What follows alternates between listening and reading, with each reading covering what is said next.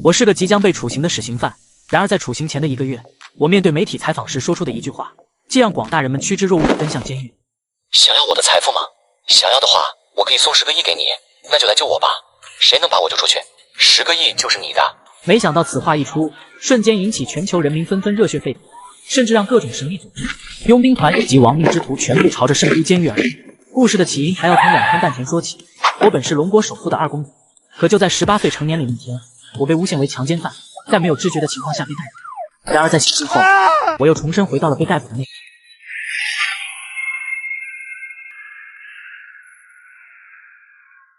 此刻，位于美国加州圣都最严厉的监狱外，就有数十辆特种部队的武装战术汽车全部都停在了监狱门口，数百名特种部队成员组成的防御工事，阻拦着聚集在监狱大门外群情激愤的群众与媒体。请立即处死这个猪狗不如的东西！天哪，他难道仗着自己有钱就可以为所欲为了吗？苏氏家族次子奸杀母女，罪该万死。小格文才8岁啊，他是怎么下得了手的？一位位加州市民愤怒无比，口述笔伐，甚至他们中有一些极端者都想亲自上前毙了这个该死的家伙。而被他们痛斥的这个人，正是龙国首富之子苏寒。你们有什么问题，现在都可以对苏先生进行问答。莉莉安眼疾手快，连忙举手。在典狱长的示意下，他也是连忙问出了那个困惑已久的问题。请问苏寒先生，你为何要奸杀那对母女呢？这个问题同样是所有人的问题。此刻，所有人的目光都集中在了苏寒身上，包括电视上观看直播的观众，他们都想知道这个答案。奸杀？呵呵，你们相信我会去奸杀吗？面对苏寒的反问，全场寂静了起来。我是谁？龙国首富的2公子，苏氏集团的第2顺位继承人。哪怕未来大哥继承苏氏集团，我也可以得到1000亿财产补贴。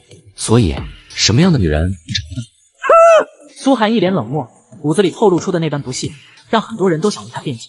然而，证据确凿，又让人找不出一丝破绽。看来是有人想弄死我。很明显，他们得逞了。1个月后，我将被判处死刑。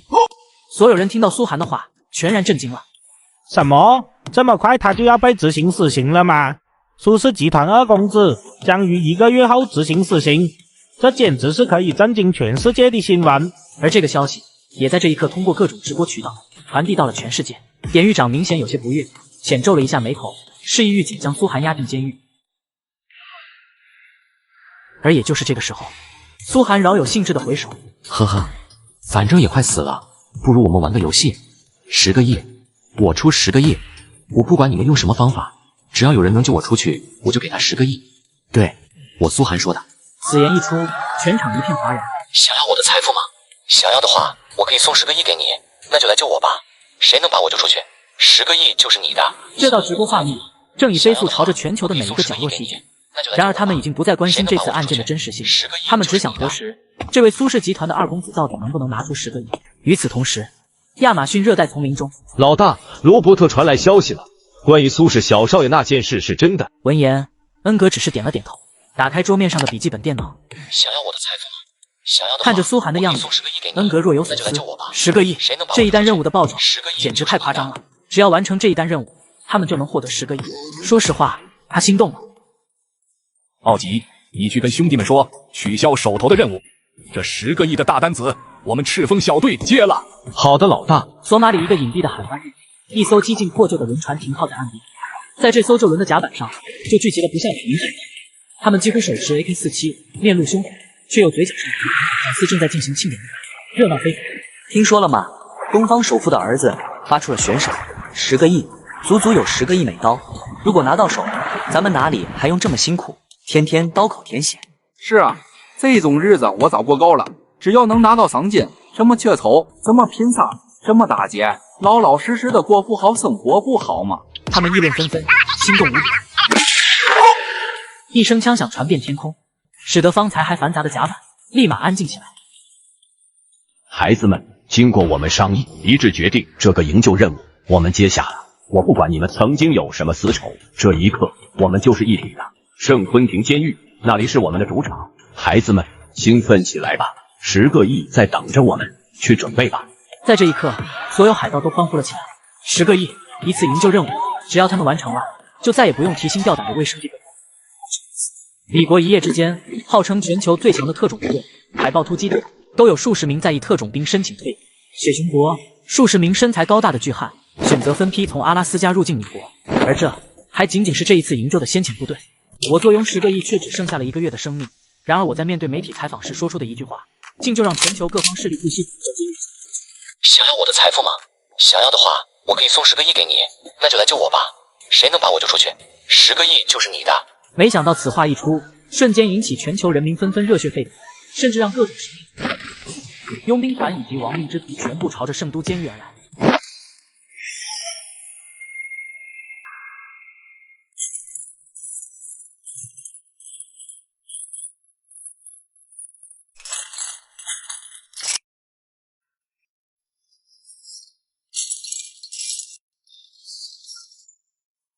你就是苏氏家族的苏寒。一个胳膊比苏寒脑袋还粗的大汉，目光凶狠地瞪着他。不过苏寒只是扫了一眼，便自顾自地坐到了靠近他的一个床铺上。喂，小子，那是我的床铺。苏寒依旧没有理会，反而是凝神沉思着。这明显是一场针对我的栽赃嫁祸，但既然老天爷给我一次重新来过的机会，那我一定要把握住。1个月，我还有1个月的时间，10个亿美刀不够，那就100亿美刀，甚至1000亿。这个世界法则他太懂了，金钱至上，那么多的亡命之徒，他不信有人能抵抗这10个亿美刀的诱惑，所以他只要能出去，就能搞明白自己身陷囹圄的原因，揪出那个幕后之人。监狱、囚徒，只要有钱，在哪里都是天堂。苏寒淡笑一声，并没有因为身陷囹圄而气怒，可这一幕在那个大汉眼里，更像是一种挑衅。喂，小子，你懂不懂监狱的等级制度？身为强奸犯还是奸杀，你就是监狱最低等的存在，快从牢基的床上滚下来！可苏寒根本没搭这茬，看到这一幕，大汉妈的！说着，他操起那沙多大的拳，就朝苏寒打了过来。布莱克，你还是这么没脑子。闻言，布莱克一愣，拳头也是径直停在了苏寒的面门之前。他懵逼了。在监狱内，大家都以代号相称，比如布莱克就是009527，只有特别熟悉的人才会知道各自的姓。布莱克，德克萨斯州人，地下摔跤手，因不满庄家威胁家人操盘，打死12人，后在逃亡过程中失误枪杀2名警员，在洛杉矶被抓，判处死刑。妻子雷尼尔和4个孩子被藏在了德克萨斯州奥斯汀。还要我继续说下去吗？苏寒淡笑着，既然重生，他就要利用一切条件。此刻能够清晰地看到，布莱克那只砂锅大的拳头正在颤抖。家人是他的逆鳞，甚至他之所以被判死刑，也是因为家人受到了威胁。而这个时候，苏寒并没有管愣在原地的布莱克，反而是转头看向了一旁幸灾乐祸的银爽。莱恩，你在笑什么？还有劳森，你最好不要轻举妄动。他真的是那个传说中谦和懦弱的少年吗？怎么跟情报完全不一样？他的王霸之气让人毛骨悚然，就好似君临天下一般，似乎我们的一切他都知道。苏先生，我想我不用自我介绍了吧？没错，就在你来到圣昆廷的前3天，我们从外面接到了消息，只要针对你，就可以获得500万美刀奖励。至于到底是谁发布的任务，我们也不曾得知。不过在见到你的王霸之气后，我倒是有了新的选择。或许应该像你们东方那句古话，我们可以井水不犯河水，只要你不为难我们。话音落下，其余2人也是点了点头，而苏寒也是沉思起来。他想到上一世他这1个月确实处处受到针对，但他想着一定有人在为自己被诬陷的事奔波，忍一忍就能过去。可事与愿违，直至他被执行死刑，也没等来救星。之所以自己在监狱内处处受限，是因为有人买通了狱警和囚犯，故意在整自己。呵呵，欺负我才值500万，老子有这么贱吗？2000万，从今天开始伺候我的生活起居，我给你们每人1个月2000万。不止如此，只要我满意，等我出去的时候，还会给你们再追加5000万，甚至有可能的话，我还会让那些来营救我的人带你们一起出去。当然，你们如果有办法救我出去，那10个亿就是你们的了。啊，主人，我愿意接受。我也同意，主人。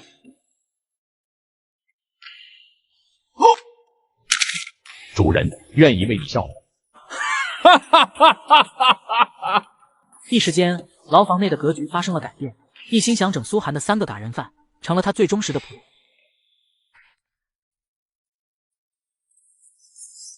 妈的，好处都有报的那家伙收了，脏活累活都是我们来。关键那些恶贯满盈的犯人，他们配受到这么好的待遇吗？他口中的报德是第1监区的副监区长，平日里心思很沉，不怎么受待见。算了，你应该这么想，没有报德，咱们的日子可就不好过了。只要没违背原则，罪犯也是有人权的。这话一点毛病都没有，毕竟自由米国，金钱至上，哪怕是罪犯，只要有钱，也是可以为所欲为的。你先盯会儿，有人出了钱要教训那个东方人，咱们睁一只眼闭一只眼就算了，但也不能太过火。我去看看。怎么一点动静没有？这是狱警们最忌讳的了。在判刑之前，监狱如果出了人命，责任狱警将会受到最严厉的惩罚。同一名狱警直接成为罪犯。不好，千万别出事。Oh my god， 我没看错吧？他们难道这是疯了吗？主人，这个力度如何？很好，不愧是地下摔跤手，以你按摩的手法，哪怕在纽约开个门店，也能名扬千里。而这一幕幕在尼奥的眼中，简直惊到他的眼。这是什么情况？只见这时，那个一向号称犹如人精一般的莱恩，都犹如一只蛤蟆狗般，正蹲在苏寒垂着的脚下，为他双手托着那一副脚样。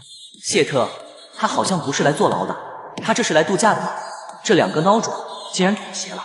不过，当他转头看向劳森的时候，总算是获得了一丝心理安慰。还好，这个劳森并没有和他们同流合污。主人，这里有一篇新闻，可能你感兴趣。在经济版面一个不起眼的位置，上面报道着苏氏集团的股份在经历数月暴跌后，从昨天开始上涨。至于其他的，我翻阅了近3月的报纸，只是事件开始时有零散的报道，也没登上头条，到后面就彻底没有。闻言，苏寒并没有睁开眼，只是淡然的点了点头。从我被抓到现在关进监狱，已经过去了3个月。苏氏集团股票暴跌，这是必然的。但既然过了这么久都没有报纸上报道其他关于苏氏的消息，这只能说明有人在故意封锁消息。这个人一定是幕后之人。以苏寒对老爹的了解，若是他出手，到现在都不会有任何一个人知道自己被抓了。老爹难道被控制了？或者说，如今苏氏的掌权人已经不是老爹了？难道是大哥要害我？突然，苏寒睁开双眼，露出寒光。他不管这个背后的人是谁，只要他能出去，就能把这个人揪出来。主人，你累了这么多天了，还是早些休息吧。食堂里有我的人，明天我找人准备一道丰富的大餐，为你接风洗尘。很好，不过时间还早，不急。看到这，尼奥心里震撼无比。这可是3个死刑犯，每个人身上都有着几条或者10几条人命。看苏寒这般有恃无恐的样子，他应该是有底气的，或者说他是在等着。尼奥警官，请将苏寒带来接待室。收到。所有人起立，背过身去，站在床前。苏寒，有人来探访，你准备一下。这是一座他越狱之王 Michael Scofield 来了，也别想出去。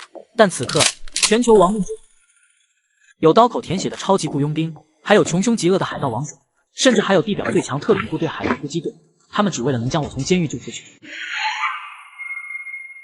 悠长的走廊中，一道道脚镣摩擦地面的声音传来。你要跟着苏寒，在后方押送着他。这个东方人心里真强大，那是一种他这个年纪不该拥有的王霸之气，就好像在告诉别人，他就是来度假的。这是一种反客为主的感觉，很狂妄，很嚣张，让尼奥这个老油条心里都有些不爽起来。可就在这个时候，苏寒停下了脚步。你要干嘛？不要紧张，尼奥警官，我并不想干什么，只是想问问你，对于那10个亿，你有想法吗？只要你想放我出去，10个亿触手可得，怎么样？10个亿，你心动了吗？尼奥明显愣了一下，他记得在此之前，二人从来没有见过。这个富家公子到底是怎么知道我名字的？明明狱警对于囚犯有着绝对的组织权，可不知为何，尼奥在看到这个满脸阳光犹如小羊羔一般的纯洁少女，心中却是一颤。苏先生，你放心，在你服刑期间，只要你不为难我，我是绝对不会为难你的。尼奥警官，想必你也知道我的身份，怎么样？有没有胆量放我出去？一旦我出去，10个亿美刀立马转在你的账户上。尼奥终于意识到，苏寒并不是在开玩笑。说实话，面对10个亿美刀，他心动了。尼奥警官，你可以好好考虑一下，不着急，反正距离我行刑还有1个月。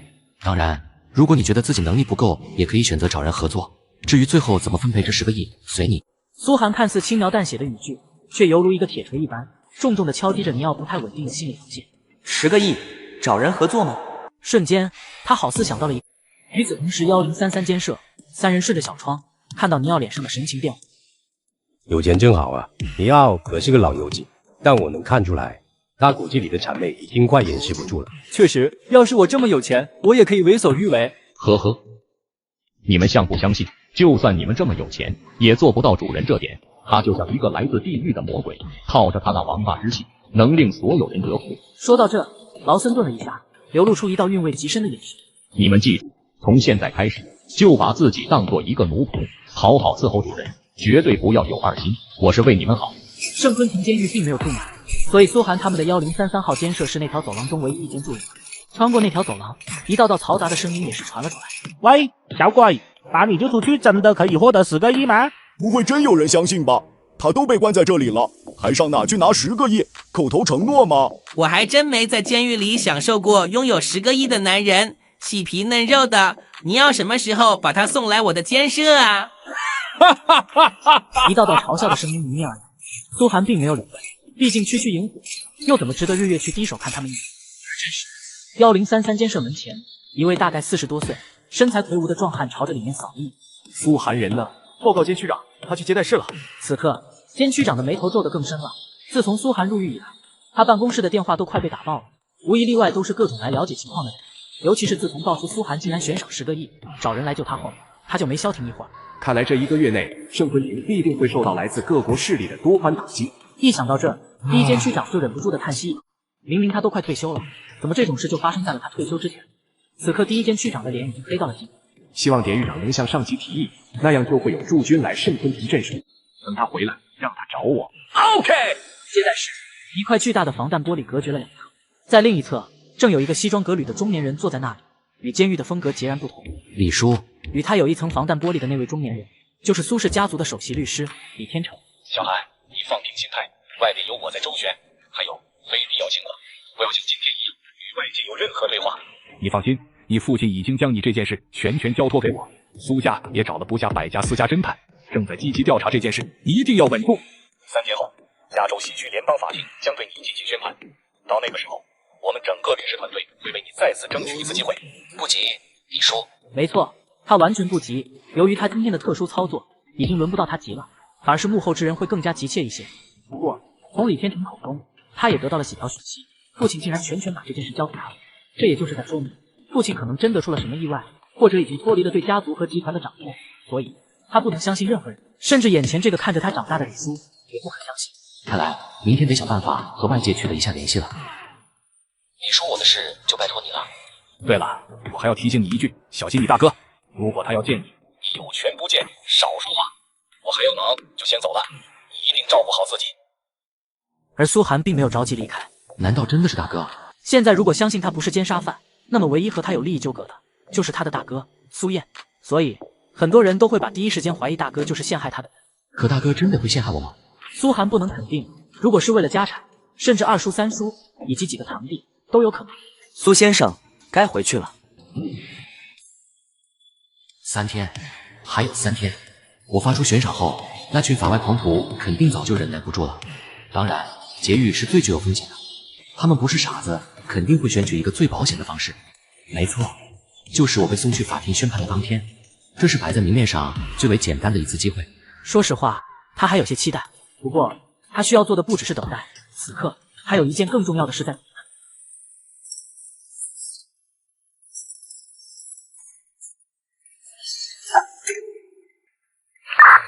你要监区长在办公室等苏寒，你带他去一趟。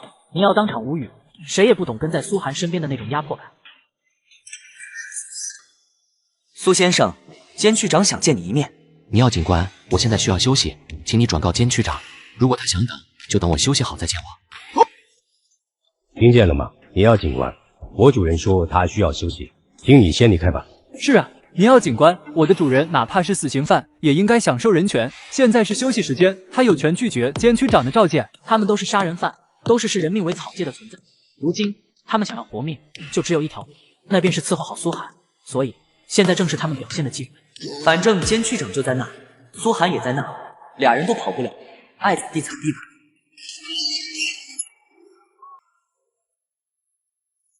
这么快就回来了？他根本就没去。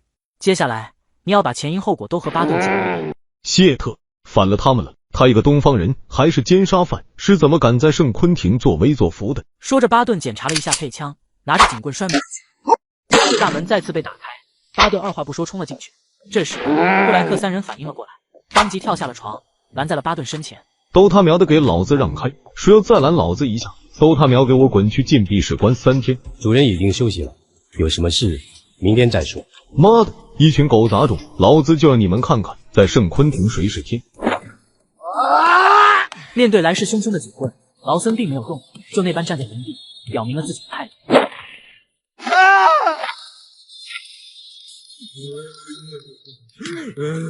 停手，布莱克，你冷静一点。完了，这下真的闹大了。布莱克可是凭借铁拳打死了12人，这才进的监狱。一看，苏寒从始至终连眼皮都根本没抬一下。苏先生，如果真闹出人命，对你的舆论风向也不利啊！求你了，苏先生，快让他停手吧！一道道闷声传来，那是布莱克正在用拳头砸巴顿的声。苏先生，请立即让他停止，否则我就要开枪了。没办法，你要拔出配枪，对准了布莱克的脑袋。可哪怕这样，布莱克依旧没有停止的意思，完全自顾自地继续攻击着。这时，苏寒不紧不慢地坐了起来。你是在威胁我吗？此话一出，现场的气氛瞬间冷了起来。别看苏寒在笑，但他的王八之气实在太强了，放到尼奥眼中，让他这个8年的老狱警都不寒而栗。不敢，苏先生。不知道你有没有听过一句东方古话，打狗还要看主人，而且他针对的是我呀。我这个人胆小又无助，若是那一警棍甩下来，不死也就半条命了吧。好像布莱克手上有14条人命，他并不介意多一条。闻言，尼奥心中一颤，你还胆小又无助，你要胆小，这个世界就没胆大的人了。苏先生，他真的快不行了，求你高抬贵手，饶他一命吧。好了，布莱克，停手吧。果然，在这间牢房内，苏寒就是天，他的命令甚至高过狱警。谢谢你，苏先生，我现在可以把他送到监区医院了吗？没错，在潜移默化中，尼奥竟然开始遵守这间牢房的规矩，询问着苏寒的意见。去吧。那个新来的把巴顿警官给打了，不是打了，而是差点杀了。怎么回事？细说。据说是巴顿警官想找那个新来的麻烦，直接被布莱克把脸都打成了猪头。要不是那个新来的阻止，怕是布莱克真能把他杀了。这也太恐怖了吧！当时场面太血腥了，他的剑色在拐角。我虽然没看到现场，但巴顿警官被抬出来的时候，就像一个死狗一样。太可怕了！看来他说的都是真的，谁能把他救出去？他真敢给10个亿啊！监狱里瞬间热闹起来，一群本来都睡过去的又开始讨论着这10个亿选择。尼奥大喘着粗气，靠着墙角，他真的麻烦。这还仅仅是苏寒进入圣昆廷的第1天啊，就已经有这么多乱子搞出来。但是他没有忘记自己的目的，他是来提走苏寒，去面见监区长的。苏先生，监区长还在等着你呢。再次见到这个有绝对话语权的魔鬼，他总是有些没有底气。我家主人信你们说见就能见，想见我家主人，让监区长亲自来请他。监区长，你不用动怒，我觉得这件事巴顿也是太冲动了，而且人家确实有人权。说到最后，他自己都没有底气了。人权就是个笑话。别说监区长了，就连他们狱警在监狱内殴打犯人都不会受到一点惩罚。哼，他的面子倒是大得很。好，不是要我去亲自请他吗？我倒要看看这个东方人到底有多大本事。李国戒备最森严的圣昆廷监狱，哪怕是越狱之王 Michael Scofield 来了，也别想出去。竟然一夜之间遭受10万人悍不畏死的疯狂追捕，只因我面对媒体采访时说出的一句话：想要我的财富吗？想要的话，我可以送10个亿给你，那就来救我吧。谁能把我救出去，10个亿就是你的。怎么了，主人？不只是布莱克，就连劳森都跟着坐了起来。你们睡你们的，我等一个人。主人，你的意思是监区长会来亲自请你？主人，你刚来，可能不太清楚，咱们这位第1监区长大概率是不会来的。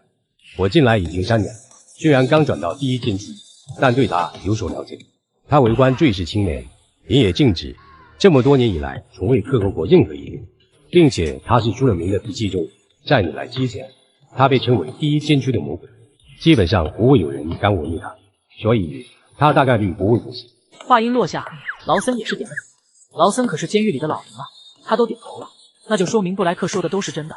主人，如果你想从内部攻克他们，监区长绝对不是一个好的选择，但你可以选择副监区长，毕竟一些脏事都是他在办，他也有后台，就连监区长也会睁一只眼闭一只眼。老森，你对这位监区长了解多少？我的意思是家庭背景之类的。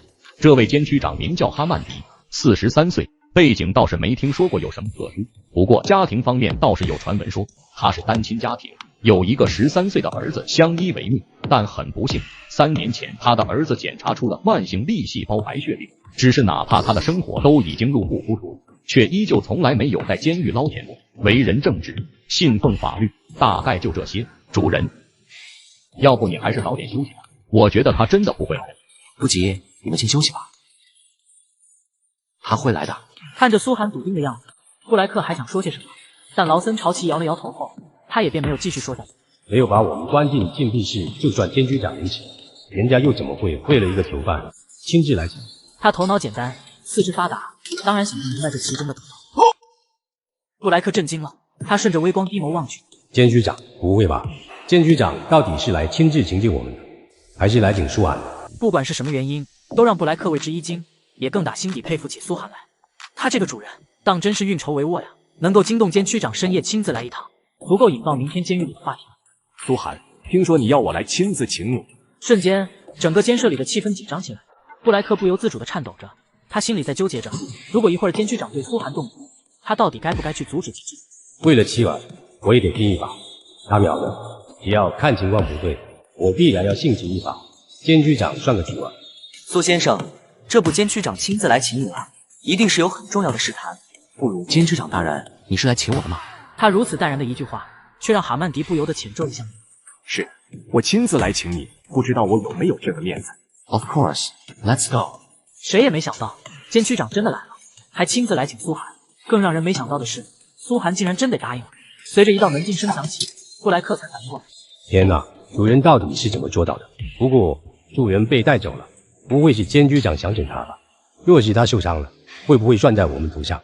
你放心，主人雇佣我们，也只是我们在他身边的时候，来保护他的安全以及生活，我们都没有跟出去，他当然不会怪我们。并且监区长应该不会蠢到对主人做什么，咱们还是好好休息吧，保存好体力。真正麻烦的是明天。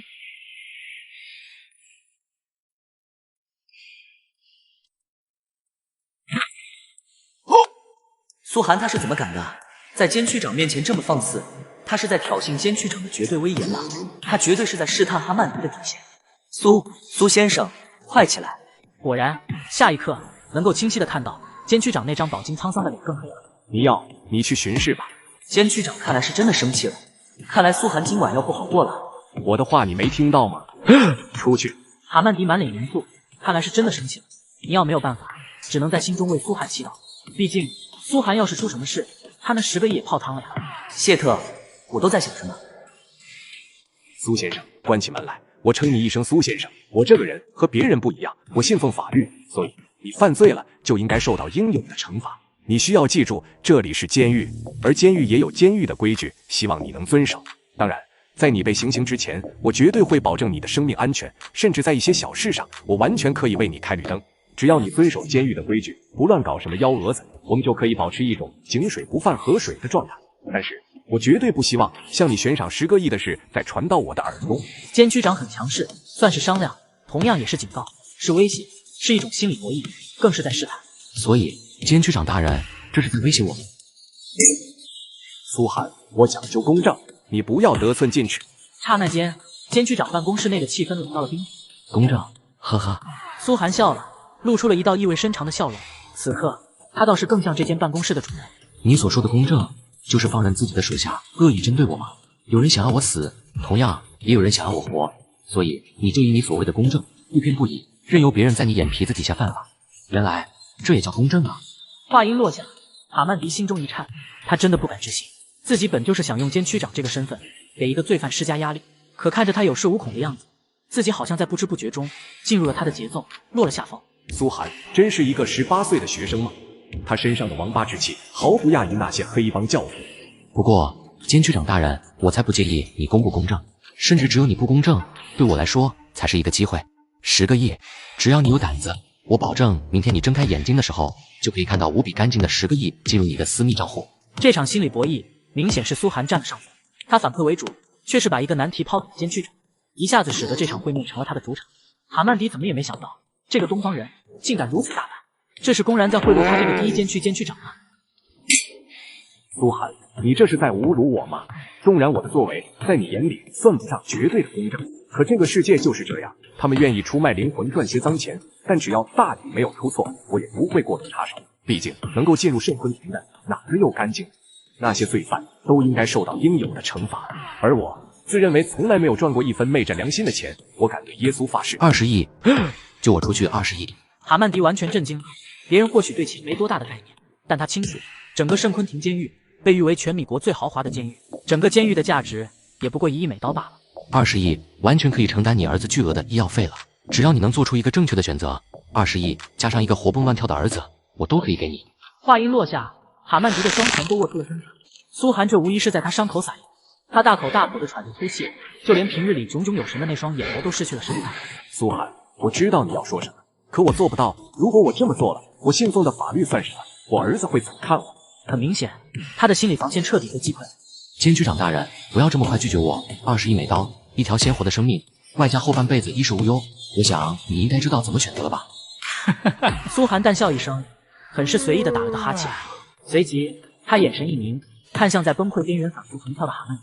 监区长大人，我有些困了，请派人送我回去吧。说着，他也不等监区长回过神来，直接拿起了桌面上的对讲机，调到3号宫廷。你要警官，监区长大人让你送我回去。3号宫廷是第一监区的主题，也就是说，这道话语现在已经完全回荡于第一监区所有夜班狱警的对讲中。收到。监区长大人，不着急，慢慢想，你还有1个月的时间。哈曼迪无奈，承受着无穷心理压迫的他，好像有些快要喘不过气了。没办法，他清楚，再谈下去，也肯定会围绕这10个亿或者20亿，如此他便会一直落入苏寒的节奏。看着苏寒那道背影，整个人都不寒而栗起来。可怕，他绝对是一个魔鬼，平日里刚正不阿、威严务必的监区长，竟然在半个小时内就好似泄了气的气球一般，完全萎靡起来。他们到底交谈了什么？或者说，最为正直的监区长已经被苏寒收揽了。瞬间，尼奥瞪大了双眸，根本不敢继续想下去。他再次望向苏寒那道背影，不由得哆嗦了一下。看来第一监区要变天了。典狱长，请问有什么事情？哈曼迪，事情往不好的方向发展了，做好心理准备。面对3天后的庭审，我们必须和圣比利亚陆军特别军事战点提前通缉。现在就来我办公室开展视频会议。这次会议的等级为 T 领级绝密会议，务必保密。此刻，哈曼迪根本没有反应过来，他有些愣神了。T 0级别绝密会议，自圣昆廷监狱建立以来，167年，最高一次的会议级别也就是个 T2。难不成是典狱长接收到了什么特殊讯息了吗？是那些宵小决定要在3日后对苏寒进行营救了吗？3日后，他们即将面对什么？哈曼迪一无所知。他清楚的是，只要那一日到来了，整个圣都乃至于加州、美国都会乱起来。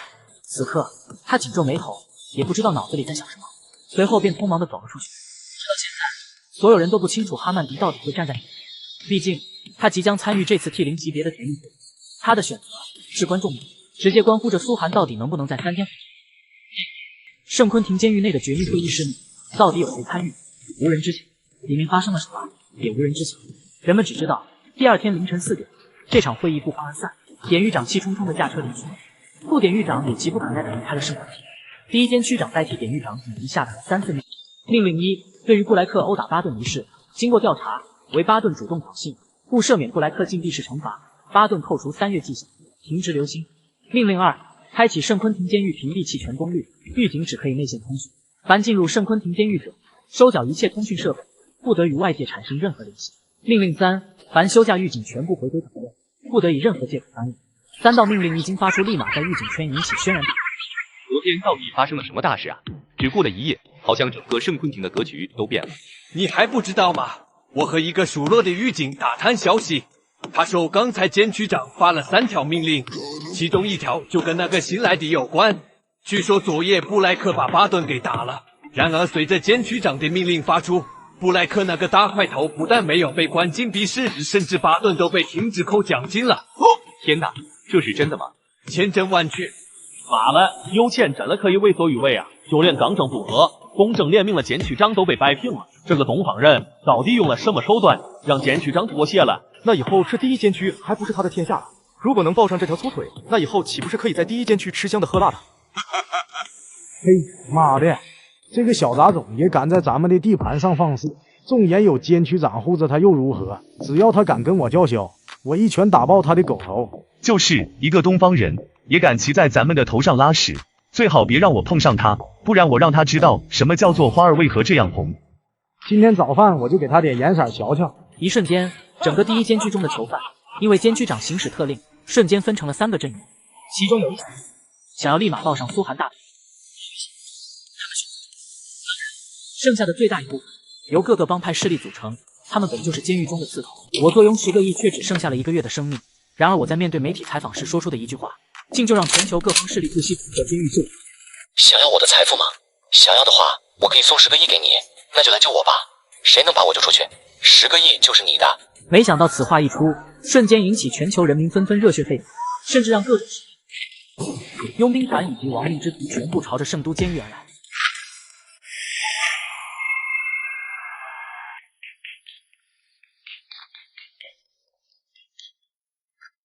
主人，凭借你和监区长还有狱警的关系，我觉得你今天可以请假，不用去吃早餐了。怎么说？我打听到，今天有几个帮派的绝密计划，他们决定在早饭的时候联合起来给你一个下马威。话音落下，苏寒对于劳森的身份更加好奇起来。这个神秘的老者，仿佛不论什么时候都能得到第一手信息。他到底用了什么办法？看来他背后还有可以挖掘利用的东西啊。不过现在劳森并没有向我诉说，很明显还是没有绝对信任我。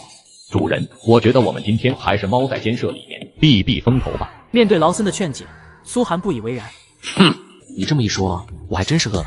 不过我苏寒想吃顿丰盛的早饭，还没有人能够拦着。走吧，咱们就见识见识他们这平平无奇的计划，正好当开。苏先生，我觉得你最好让布莱克站起来威慑他们，而不是半蹲在你身后帮你抬着脚镣。没错，此刻劳森跟在苏寒身后，而布莱克则是半蹲着跟在后面，帮苏寒承担脚镣的重量。脚镣太沉，我这么弱小又无助，怎么迈得开腿？要不你给我打开。苏先生，恐怕我无能为力。不过据可靠消息，今天第3食堂可能会对你不利，而且我不能进入第3食堂，没法帮你。监区长也有事出去了，要不我帮你申请，今日将早中晚3餐送到监舍。躲得过食堂，躲得过放风吗？在我的字典里就没有躲这个字。你要无奈，也只能带着苏寒3人继续朝第3食堂走。瑞斯，那个东方人就这么受照顾吗？为什么不能跟我们一块来？人家能拿出10个亿悬赏，你能吗？不过你们只有15分钟的时间，金币市那边我也已经打好招呼了，别忘了得手后我那50万。嘿嘿，一定不会忘，15分钟足够了，捏死他比捏死一只蚂蚁还简单。这种富贵哥过惯了好日子，今天我就给他松松骨头。很明显，他们已经占据了主导地位，就连狱警都已经收。妈的，他也太嚣张了吧！劳资来圣昆廷这么久，也没有受到过这种待遇，有钱就了不起啊！小子，你有什么可狂的？你不就是有监区长罩着吗？老子告诉你，监区长今天不在，谁也救不了你。我倒要看看，没了监区长，你还有什么可依仗的？什么？我有什么依仗？呵呵，你不会蠢到以为我在依仗哈曼迪吧？你自己问问他，他配吗？我依仗的从来都是我自己。此刻，第3食堂内的气氛彻底紧张起来，就连方才还谈笑风生的狱警都不由得皱起了眉头。这个东方人也太嚣张，太放肆，太狂妄了吧！瞬间，这些狱警的脸都黑了起来，甚至还有几个都已经决定在一会儿那些人下黑手时，他们也上去揍苏寒几下。像这种废物，我一个人能打10个，不对，20个。你们就3个人，就算再能打又怎样？敢在咱们面前嚣张，让他知道一下什么才是圣昆廷。确实，教训我一番就能有500万美刀奖金，很诱人啊。不过，不知道你们听没听过东方的一句古话：鹬蚌相争，渔翁得利。你们谁能保证自己就不是被布莱克打飞的那一个呢？500万美刀真的很诱人。不过，我就站在这里，你们谁配动我一下吗？苏寒站在了餐桌上，他面色一黑，就连目光都变得凛冽起来。他高高在上，尊不可言。此刻的他气场全开，就好似君临天下一般，扫视着四周。小子，这笔赏金我们黑沙帮拿定了，哪个敢不服？他喵的，我不服！瞬间，现场静了起来，所有人的目光几乎同一时间朝着大门望去。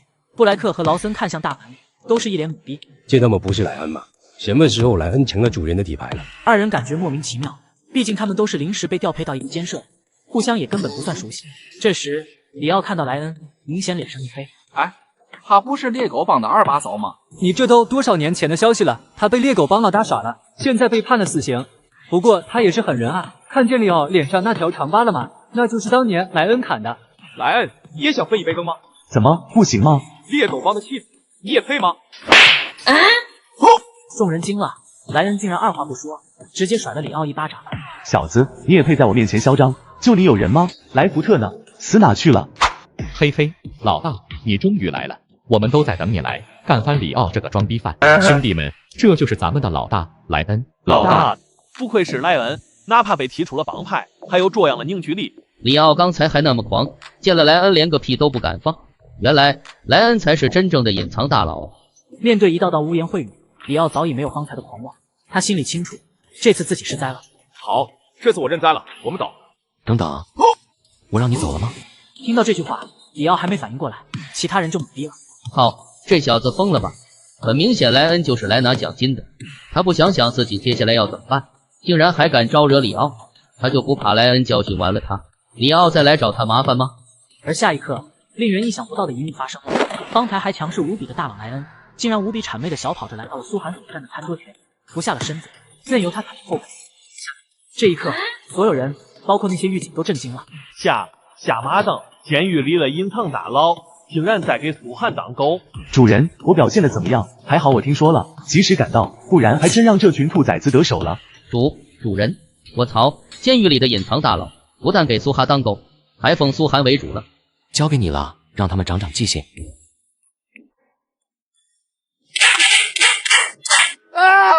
一道道惨绝人寰的叫声传遍整个第三食堂，而在苏寒看来，这一道道惨叫声好似化作了优美的乐曲。也就是这个时候，克里斯看不下去了，他用警棍敲击着桌面，跑过来。苏先生，我警告你，这里是监狱，你是一个犯人，轮不到你来惩戒犯人，请停手，否则我有权开枪。克里斯警官是吧？上一个警告我的人现在已经被停职了。苏先生，求求你饶了我吧，我真的知道错了，我也可以奉你为主，真的，我向耶稣发誓。与此同时，不只是圣昆廷监狱的食堂，就连外界的网络上也彻底疯狂了起来。有一伙自称为小丑怪盗团的组织向苏寒发出了一条营救预告。苏先生你好，很高兴以这样的方式认识你，因此我代表全体小丑怪盗团成员对你进行最亲切的问候。下面我将对营救计划进行预告。今晚9点30分，我们将在圣昆廷监狱前对你进行营救。同时，我也要向所有准备拿这笔赏金的人和组织致敬，希望你们可以莅临参观。不过，这10个亿赏金我们今天拿定了。这条以视频方式传播的营救预告一经发出，彻底在全网引起了一场轰动。短短10分钟内，竟然被转发了不下50万。这是一套他越狱之王 Michael Scofield 来了，也别想出去。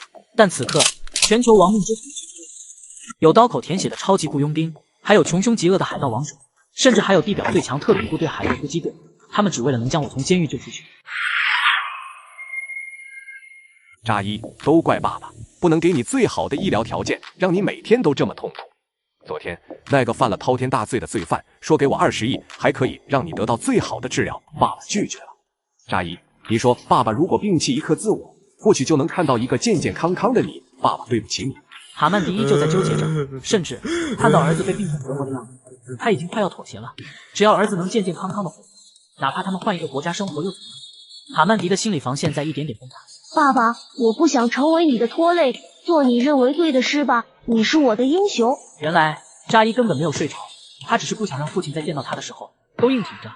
他的父亲也是人啊。哈曼迪泪崩了，纵使他有铮铮铁骨，在面对如此懂事的儿子时，他还是绷不住。喂，典狱长，哈曼迪，快回去，监狱出大事了。好，典狱长，我这就回去。哈曼迪，好准备吧，现在网上闹得沸沸扬扬的，小丑怪盗团要对圣昆廷出手了，9点半，他们就要救出苏汉。我这边还在洽谈圣昆廷防御的事，在我回来之前，你一定要守住。此刻的哈曼迪却是如临大敌，他心中颇为震撼。就连小丑怪盗团都要亲自入场了吗？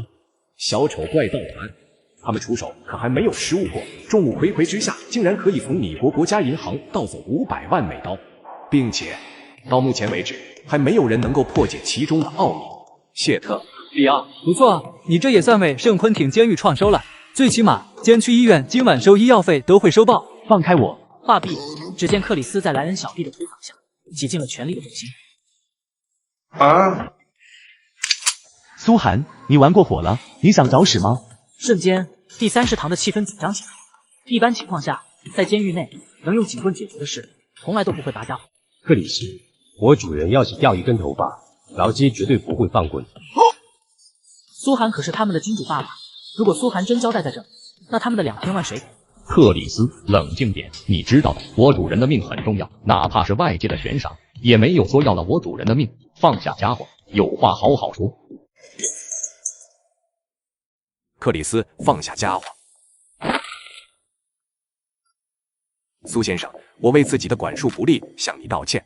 一码归一码，不过莱恩、莱福特等人违反监狱规定，在第30堂聚众闹事，可是要关押禁闭室1天。其余参与者先去监区医院就医，出院后全部禁闭室关押1天。还有克里斯就地革职。在哈曼迪宣布了这条命令之后，所有人的脸上都露出了些许的禁闭室，这是圣昆廷监狱最恐怖的地方。呵呵，监区长大人，你以为关他们禁闭会对我有任何影响吗？此刻，哈曼迪一脸铁青。不过我很敬佩监区长大人的公平。你放心，在你这个条件永远不变，20亿美刀，奖金一点都不会少。不为了自己，也要考虑扎伊的状态。此刻听到儿子的名字，哈曼迪握紧了双手。扎伊就是他的命，若是换做旁人，他怕是早就一拳轰了过去。苏寒，你千万不要犯错，不然我一定也会送你进去的。你好，苏先生，我是第1监区的副监区长鲍德，中间有点事情耽搁了，这么晚才来见你，很抱歉。哈曼迪，没必要搞得这么僵嘛。而且你也确实没办法将苏先生送进禁闭室。我刚刚接到典狱长传过来的手令，从今天开始，苏先生只要不是闹得太过分，都可以免除禁闭室惩罚。此刻，哈曼迪整个人都懵逼了，这不就等于在放任苏寒在圣昆廷胡作非为吗？而这时，哈曼迪明显有些生气，但他也只能看着苏寒一脸嚣张的样子，拿苏寒根本没有一点按。既然是典狱长下达的特殊命令，我也没必要违背。不过你们也不要放松警惕，过不过分的定义权在我手里。鲍德，既然你来了，我还有事处理，这里就交给你了。苏先生不要介意，哈曼迪就是这个样子，习惯就好了。至于苏先生的那些朋友要被关禁闭，你大可放心。虽然我无能为力，但是我可以让手下的人对他们照顾一些，想必问题也不大。呵呵，我想副监区长大人说错了，他们不是我的朋友，充其量算奴仆罢了。终于听到这句话，鲍德的脸上有了变化。这个东方人当真这么冷血吗？苏先生，请问你说的那10个亿是真的吗？哦，副监区长大人对那10个亿感兴趣？当然，并且在第1监区内，我的权力仅次于哈曼迪，甚至在某些事上，我的权力比他还大。怎么样，苏先生，有考虑和我合作吗？鲍德永远是那副笑模样，似乎让所有人都猜不到他心里到底想的是什么。不过，这还是第一次有人主动找苏寒合作。怎么个合作法？想必你也知道，苏先生，我不管是在圣昆廷还是在外界，关系都很广，所以我如果帮助了苏先生，就等于要抛弃我现在所拥有的一切，未来改头换面，放弃现在光鲜亮丽的生活，对我的影响，不管是心理还是生理都很大，甚至我还要放弃我的故乡。好了，我懂，你开个价，20亿美刀，只要苏先生能拿出这个数，我保证在你被执行死刑前把你搞出去。当然了，苏先生，你可能以为外界那些人会有办法救你出去，但我可以实话告诉你，圣昆廷绝对没有表面那么简单。甚至他没有继续说下去，反而话锋一转，我说的有点多了。我想说的是，苏先生想要安全的出去，目前唯一能依靠的就是我。不过苏先生还要在这待上1个月，不急，您有的是时间考虑。甚至什么？苏寒不理解，但他知道圣昆廷确实不简单。不用考虑，我同意，20亿而已，又不是什么大钱，只要我出去就能立即到你账户，并且我能保证这笔钱绝对干净。好，苏先生爽快。不过我也要知道，苏先生到底有没有资本支付这20亿吧？据我所知，你名下并没有多少资产，满打满算也就10几亿，还包括不动产、股权之类的。既然是合作，咱们最起码要有些诚意吧。来了，果然和我猜测的一般，鲍德应该是在为幕后之人打探什么吧？估计是那个幕后之人急了，这才让鲍德前来打探的。既然你想打探，那我为何不能告诉你？钓鱼也需要饵料的。呵呵，我当然也有些私房钱。东南亚有我一家小公司，做点小生意，资产整合后大概价值20多亿。副监区长大人，如果能够查到，我想我们的合作就可以开始了。20亿对于苏寒来说，可能真不算什么钱，但价值20亿的公司还在东南亚，想要查到简直易如反掌。只要苏寒提供的方位是对的，那鲍德就有办法掌握所有信息。放心，苏先生，等晚1点，我再告诉你我所掌握的消息。已经抄出了苏寒的一些讯息，顺藤摸瓜，大概就能掌握他的底蕴了。紧接着，鲍德将自己与苏寒的完整对话，甚至连苏寒当时的表情，都一五一十的全部汇报给了电话那头的人。目前得到的信息就这么多，东南亚或许就是您的目标。你做得很好，让他再逍遥几天吧，毕竟等着他的即将是生不如死。好了，从今天开始，没有必要的情况不要联系我，有任何事我会想办法联系你。鱼儿已经上钩，计划开始吧。与此同时，外界的一则爆炸性新闻已经开始轰动了整个网络。尊敬的联邦警方，你们好，我们暂时将营救时间定在了晚上9点半整。不过，如果是单纯的营救，那就太过于无趣了。所以，经过小丑怪盗团内部商议，我们决定就在今晚8点半于洛杉矶艾利维纳剧场进行公开表演营救过程。我们会选择网络直播与现场观看2种形式表演营救过程。当然，这可能是一场调虎离山哟。在此公告，期待诸位莅临观看表演。他们这是再一次挑衅米国警界，不，这已经算是在全球范围内挑衅米国警界。他们好像就从来没有将米国警界放在眼里。这是一座他越狱之王 Michael Scofield 来了，也别想出去。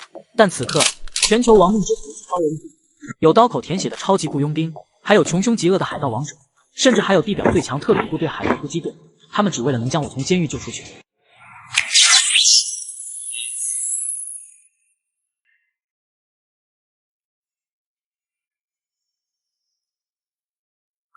莱克西，还是你去说一下吗？啊！求求主人也收下我们吧，我们也想当你的狗。苏寒饶有意味地扫了一眼，果然，他们之中也有帮派成员，只不过没有参加食堂那场针对战。求求你了，主人，我们真的很想当你的狗。你们觉得你们有资格来当我的狗吗？或者说，你们凭什么能来当我的狗？我耍了些特别干净，我洗出来的衣服穿上以后有一种妈妈的味道。我会做饭，我老婆说我做的饭是这个世界上最好吃的。不过他虐了我。一个个囚犯抓住了当苏寒狗的机会，他们就好似看到了曙光一般，自告奋勇地说着自己的优点。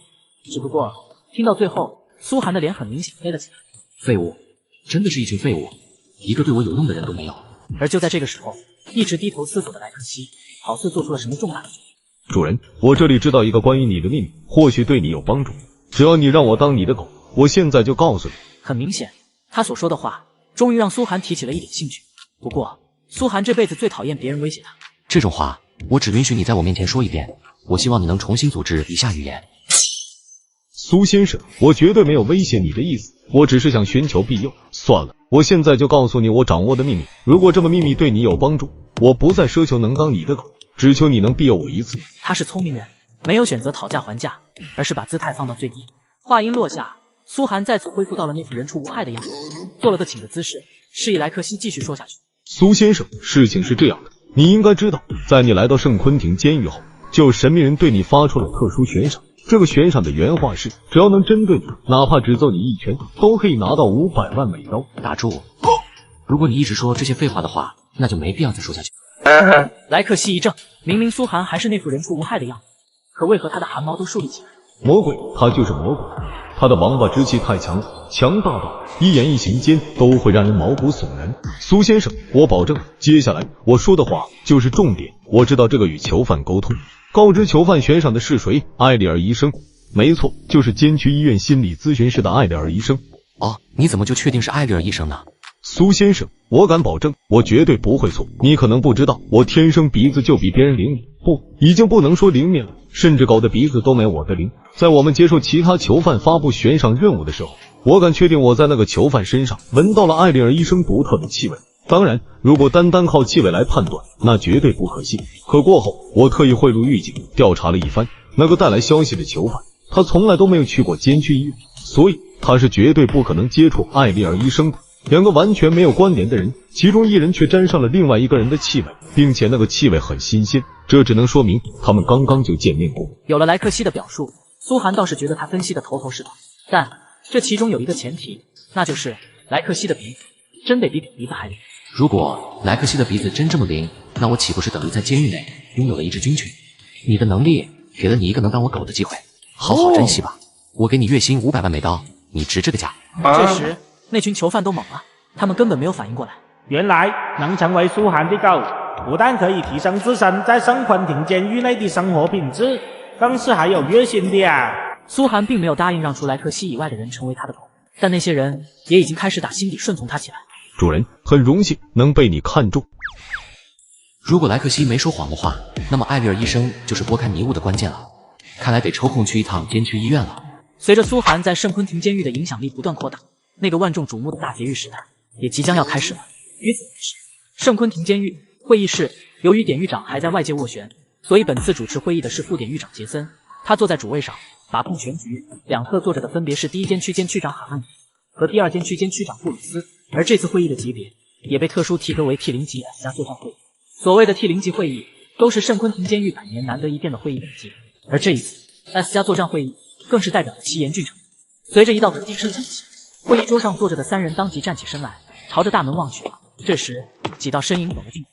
当众人落座后，杰森已经从主位上退了下来，坐在了原本哈曼迪的位置上，只因为他的位置已经被圣都副市长代替。没错，这一次 T0级 S 加作战会议深受市长重视，就连专管治安的副市长卢索都被派来亲自参与会议，并被临时任命为这场会议的总指挥。本次苏涵悬赏10亿事件事关重大，外加小丑怪盗团火上浇油，已经把这件事的热度推上了顶峰，就连州长先生都十分重视。小丑怪盗团已经发布了监狱公告，这是在挑衅米国警戒威严，所以市长派我来亲自担任本次作战的总指挥。我希望诸位都打起120%的精神，绝对不能让那群阴沟里的老鼠得逞。毕竟这是自苏涵悬赏以来的第一次劫狱行动，势必会引得所有跃跃欲试的恐怖分子观摩。我下达的第一条命令就是，本次监狱保卫战绝对不能失败。这位是圣都警察局局长乔治，对本次作战行动进行警察调配。这位是联邦调查局特工休顿，10年前他就差一步之遥便可将小丑怪盗团抓住。这位是圣都国民警卫队队长伊纽，对本次作战提供武装警察调配。这位是 JLR 特种部队特别狙击小组组长汉斯，由他调配特别狙击小组。杰森，你们典狱长拜托我的事我都办到了，下面你来公布一下作战计划吧。首先，感谢诸位能够配合圣昆廷进行这次防御作战，我替典狱长对大家表示诚挚的感谢。那么，现在我来说一下圣昆廷的基本情况。随着杰森公布的宝子们，下一集我已经放在左下角了，想看的可以去提前观看。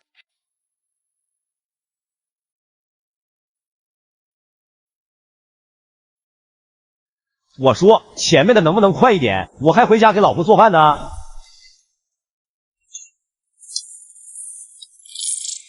女士们、先生们，欢迎你们来到小丑的赌场。一场旷世的表演将于15分钟后正式开始，让我们躁动起来吧！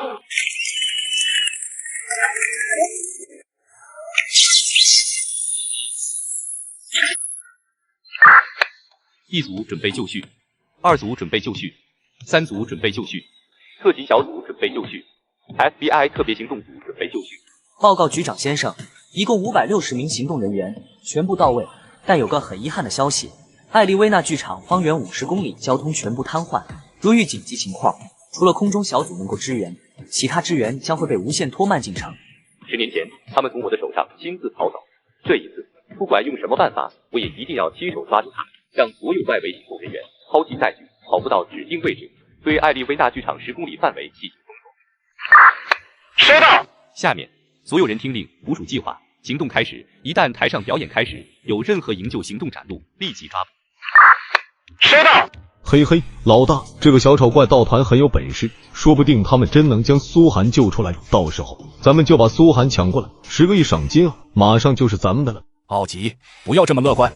先不说小丑怪盗团能不能将苏涵救出来，就算他能救出来，你以为咱们就这么好拿到那笔赏金吗？你看看周围，看到了吗？那是大汗的真理教，自身在本国就培养了武装势力，整体作战能力大概是咱们的10倍。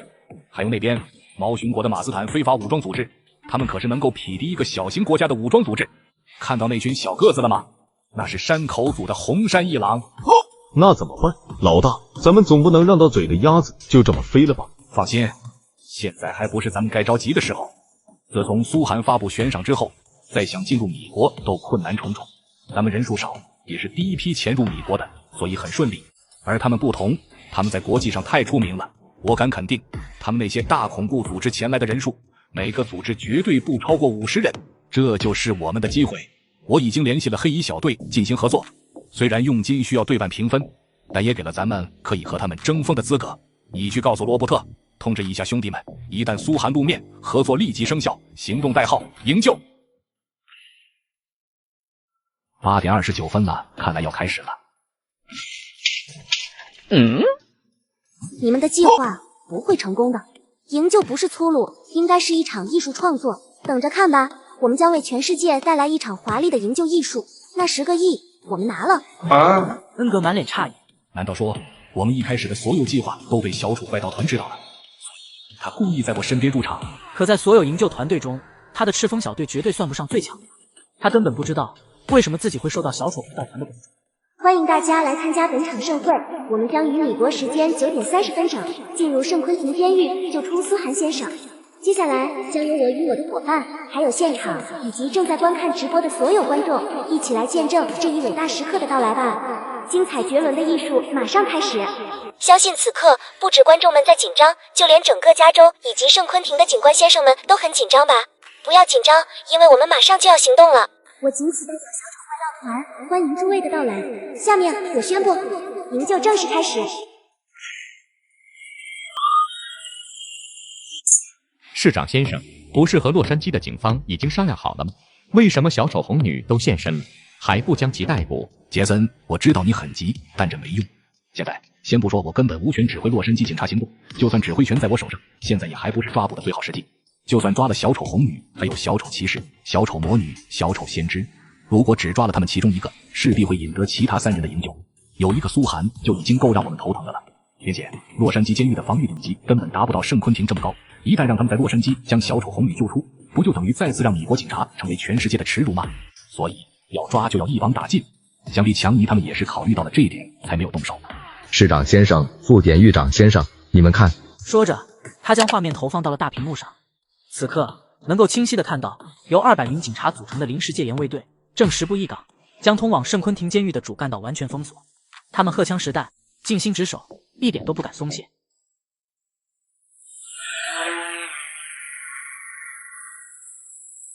快看，是小丑怪盗团！天哪，他们真的行动了！是小丑怪盗团要准备开始营救苏寒了吗？我以为他们只是想牟利，这才要硬蹭苏寒悬赏的热度，没想到他们竟然真的来了。各位观众请看，小丑怪盗团准备开始营救了。目标无人机，全部给我击落下来。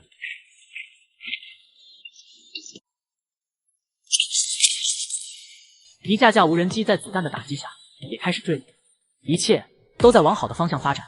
那位小队长也是当即松了一口气。可就在这个时候，先有没被击落的无人机上传出了小丑红女那悦耳声音：“小丑大军们，让我们狂欢起来吧！冲破防线，进入圣昆廷吧！10个亿赏金在等着我们。”退后，都退后！本次作战得到的命令是，若有强行越卡者，当场击毙。我现在对你们警告一次，若再有人向前一步，我将开枪击毙他。此刻，小队长头皮发麻，小丑军团的脚步愈发近了。他知道里面肯定有小丑怪盗团的人混在里面，凭借他们这点人，想拦住数千人太难了呀！利口防线即将破溃，请求指示是否击毙？支援，请求支援。C 口马上就要顶不住了，他们疯了，都疯了！总指挥，请下命令吧。宝子们，下一集我已经放在左下角了，想看的可以去提前观看。谢特，你们都是干什么吃的？用催泪弹，别管别的，抗住这一波钱压就可以了。杰森典狱长已经下达命令，派待命的100狱警去支援你们，坚持住，千万不要动枪，记住，千万不要动枪。我靠！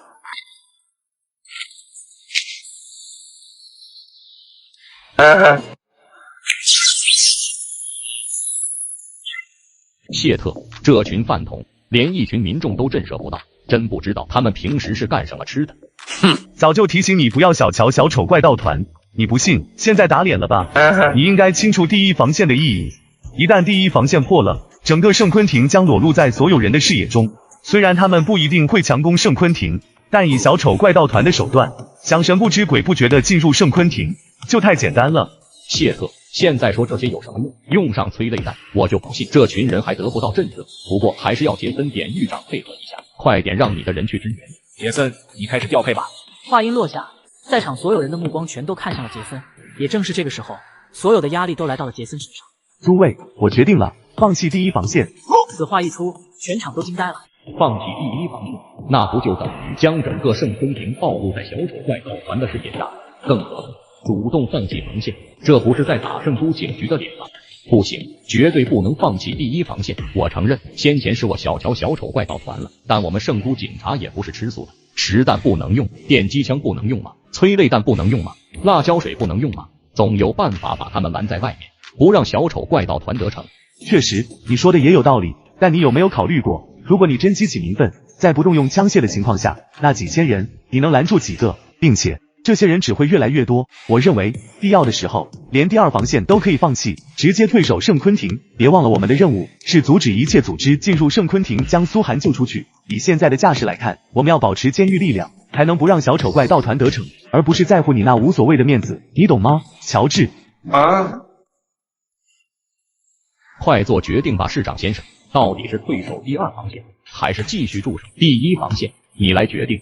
既然如此，那就调配所有警力退守第二防线吧。兄弟们，我刚收到命令，放弃第一防线，全力支援第二防线。OK。下面，请全场的观众朋友们以热烈的掌声，请出我的搭档小丑先知。大家好啊，我是小丑先知，你们可以叫我先知。我拥有洞悉万物的眼睛，可以看到你们内心中的一切。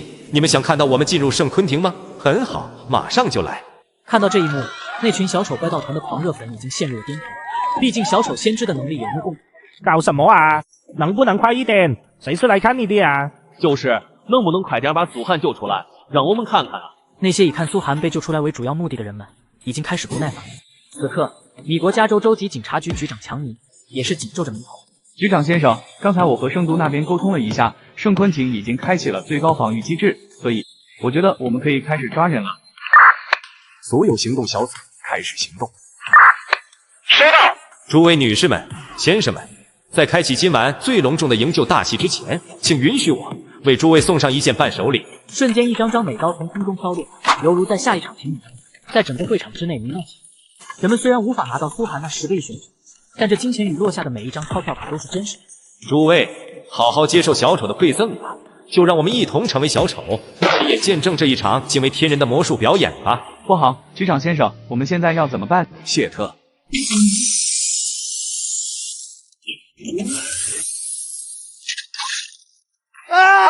刹那间，全场一片尖叫，人们彻底慌了神。那是一道挤压装置，小丑红女和小丑先知进入那道装置，是被直接挤压成了肉酱。所有人都愣住了，包括那些特别行动小组的成员，乃至于强尼都懵逼了。突然，舞台中心画面的一个个大屏幕闪动起来。Surprise！ 尊敬的女士们、先生们，如果为本次表演感到满意的话，请让热烈的掌声作为回应吧。为诸位报告一下坐标，目前我们就在圣昆廷。没错，屏幕上说话的人正是小丑先知，而在他身后站着的，不就是小丑红女吗？观看到这道画面的观众们全都懵逼。这就进去了吗？他们丝毫不敢怀疑，只因为小丑红女正站在一个标有圣都第一监狱的铁台之下。宝子们，下一集我已经放在左下角了，想看的可以去提前观看。我是个即将被处刑的死刑犯，然而在处刑前的1个月，我面对媒体采访时说出的一句话，既让广大人们趋之若鹜地走进监狱。想要我的财富吗？想要的话，我可以送10个亿给你，那就来救我吧。谁能把我救出去，10个亿就是你的。没想到此话一出，瞬间引起全球人民纷纷热血沸腾，甚至让各种神佣兵团以及亡命之徒全部朝着圣都监狱。故事的起还要从海军带起说起。我本是龙国首富的2公子，可就在18岁成年礼那天，我被吴信流强奸，在没有知觉的情况下被判刑。然而在醒醒后，我又重生回到了被大团。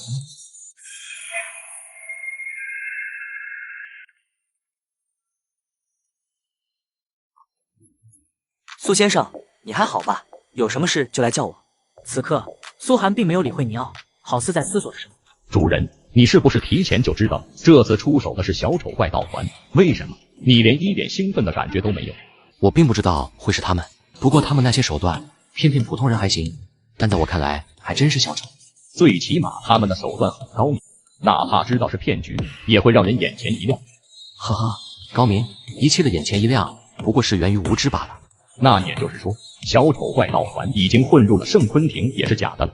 倒不一定是假的，你别忘了，他们之中可是有一个异灵大师，这个人不一定是今天临时起意才混进圣昆廷的，或许在昨天我当着媒体发出悬赏的时候，他就趁着监狱发出召集令混了进来。这群小丑的把戏我能看透，也一定有别人能看透，所以最关键的在后面。不过我倒是有些期待，他们到底要怎么把我救出去？苏寒满脸淡然，就好似讲故事一般，轻松地叙述着这一切。此刻他倒是有些像个旁观者，仿佛被营救的对象根本不是他一般。我倒是觉得小丑怪盗团还是有些本事的，他们既然有信心公开挑衅整个米国的警察，那就说明他们已经做出了充足的准备。所以提前恭喜主人了，今天过后你应该就可以享受外面的自由了，我们外面再见。哦，你不跟我出去？原以为劳森之所以奉他为主，是想趁着劫狱一起混出去，可现在看来劳森不简单啊。我还有些事情，就不劳主人费心。不过你放心，到时候有需要我配合，我绝对100%配合。既然劳森不打算说，苏寒也没准备继续问下去。他们来了。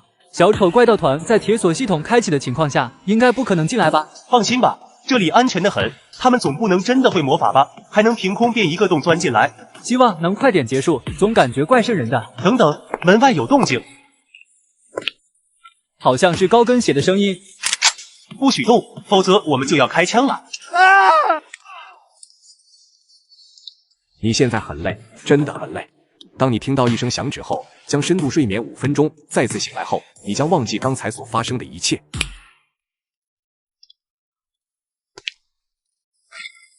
他们来了。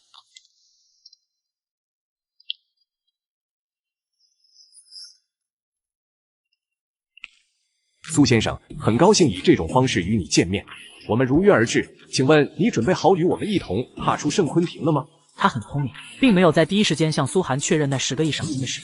毕竟像苏寒这个级别的超级富二代，有点自己的小金库还正常，10几20亿对于他们这种人，也就是一个数字罢了，根本不会赖账。苏先生，你做好呼吸自由空气的准备了吗？我们该走了。局长先生，我们真的还有必要在这里等待吗？现在我们不应该是调集警力，去各个小丑怪盗团可能逃窜的路径进行封堵吗？如果我们再等下去，可能会错过最佳抓捕时机啊！他们会回来的，等着吧。只要他们是小丑怪盗团，就一定会回来的。下面所有人都给我打起120分精神，只要小丑怪盗团出现，立即击毙，一切后果由我来承担。收到。此刻，整个会场内暗流涌动，而恩格的赤峰小队就是这团暗流其中的一个。这次你就原地待命，在我们抢到苏寒之前，一定要确保我们的逃跑路线不能有半点差池。放心吧，老大，我刚才已经检查了3遍了，只要能抢到苏寒，我保证撤退路线不会出现一点。先生，这里绝对安全，就连典狱长都不知道这个房间的存在。请你稍坐一会儿，马上我们就可以带你穿越千里之外。听到这，苏寒倒是没有什么反应，而劳森却是瞪大了双眸，颇为震惊。就连典狱长都不知道的暗示，这怎么可能？看到劳森的神情变化，小丑先知好似猜到了他在想什么。劳森先生，不要惊讶，其实说来也巧了，这圣昆廷监舍大楼的重建就是我爷爷亲自设计的。当时的典狱长特意建造这么一间暗室，为的就是用来藏匿贪污财产。不过你们应该也知道，后来前任典狱长落马，监舍大楼的图纸也被彻底销毁。我爷爷为了不引火烧身，重新绘制的图纸也没有将这间密室画上去。卡迪，你是20世纪鬼才设计大师卡迪家的小孙子？不对啊，卡迪大师当初因为牵扯要案，全家都被暗杀了，你怎么没死？我叫沃克卡迪，呵呵，谁也没想到我活了下来，还成为了全米通缉的小丑怪盗团主要成员之一。不过这些都不重要了。过了今天，我们将苏先生救出去后，我的名字将彻底风靡全世界。到那个时候，我会让那些罪魁祸首知道，我沃克卡迪又回来了。不过这些不重要，你们先休息一会儿吧。大概1个半小时后，我会亲自带你们出去。说着，小丑先知也便在旁边的地上坐着，闭上了双眸，开始养精蓄锐起来。而劳森也没想到，原来小丑先知竟然就是卡迪家的小孙子。主人，你就不感兴趣吗？不管是卡迪的身世，还是这离奇的魔法，都不能让你激起一点兴趣吗？魔法吗？这个世界哪里有什么魔法？一切的离奇魔法都是建立在认知不足上。先前的直播你也看了，你认为现在站在我们面前的小丑红女和小丑先知，和在洛杉矶表演的小丑红女和小丑先知是一个人吗？苏先生，我不是小丑红女，又能是谁呢？如果我没猜错的话，你应该就是那个百变魔女小丑魔女吧？此言一出，小丑魔女也不否认。能猜出这点倒是不够哦。那如果我说小丑怪盗团根本没有小丑红女呢？或者说人人都是小丑红女呢？话音落下，能够清楚的看到小丑魔女那一双清澈的眼眸闪动了一下，就连小丑先知都睁开了双眸，不可思议的看向了苏寒。这是小丑怪盗团最大的秘密，苏寒是怎么知道的？或许从一开始，这个男人便已经看透了一切了。苏先生，我越来越对你感兴趣了，怎么样？有没有兴趣加入我们？我知道，像你这种超级富二代，对于钱来说根本不感兴趣。当然，你应该也能看得出来，我们想要营救你，也根本不是为了钱。我们可以一同寻求刺激，甚至我觉得，如果你加入，绝对有资格来做我们的小丑聘。一时间，小丑先知竟然动了拉苏寒入伙的心。卡迪，你不能为小丑怪盗团做主。苏先生，既然你什么都知道，那你能猜出我们怎么顺利的将你传送到千里之外的洛杉矶吗？魔女，住口！不许对苏先生无礼。你们那点叨叨，骗骗别人还行，在我眼中，你们不过就是一群小丑罢了。小丑魔女还想说些什么，被先知直接拉到了身后。我想，你们带我躲进圣昆廷的暗室，也是为了让所有人的注意力都集中在洛杉矶那边的假偶身上。你们也知道，这些事我能猜得出，那么圣昆廷的人也一定猜得出。但当他们在圣昆廷内完全搜捕不到我们的踪影后，绝对会抽调警力去圣昆廷外围搜捕。到了那个时候，圣昆廷内警力空虚，洛杉矶那边又被吸引注意力，你们就可以为我化妆，随便装成狱警的模样，就可以借着出狱搜捕的空档成功混出去。我说的对吗？惊讶、诧异，不只是小丑先知和魔女，就连劳森都被苏寒缜密的推理所震惊。这看似简单的过程，是需要环环相扣才可以完成的，哪怕有任何一步算错，都会影响全局。而苏寒根本没有参与任何营救计划，单凭一些细枝末微的讯息，便能推断出全部。这当然值得令人震惊。小丑先知完全服了。苏先生，真的，你太适合加入小丑怪盗团了。以你这缜密的布局手段，完全可以来做我们的领袖。你考虑考虑吧，苏先生，加入小丑怪盗团真的会很刺激。我谢谢你的好言，不过我没兴趣。对于一个存在背叛者的组织，我真的没有兴趣。背叛者！一道闷响传出，劳森彻底懵逼了。怎么，小丑魔女怎么会对小丑先知动手？难道他就是苏寒所说的背叛者？这时，只见小丑魔女拿下了戴在脸上的小丑面具，取而代之的竟然是一张精致的东方面孔。宝子们，下一集我已经放在左下角了，想看的可以去提前观看。哎，延边。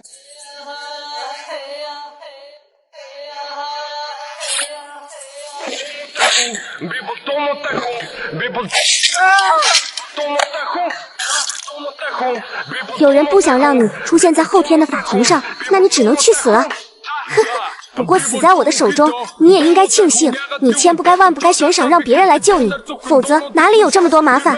本来你还能活1个月，要怪也只能怪你自己。苏寒，跟这个世界告别吧。放开苏寒，束手就擒，否则我不介意将你们击毙。停下，别再靠前了，否则我们要开枪了。快把苏先生交出来！没错，我们已经包围这里了，快点结束这场闹剧，等我们拿到那10个亿，会感谢你们的。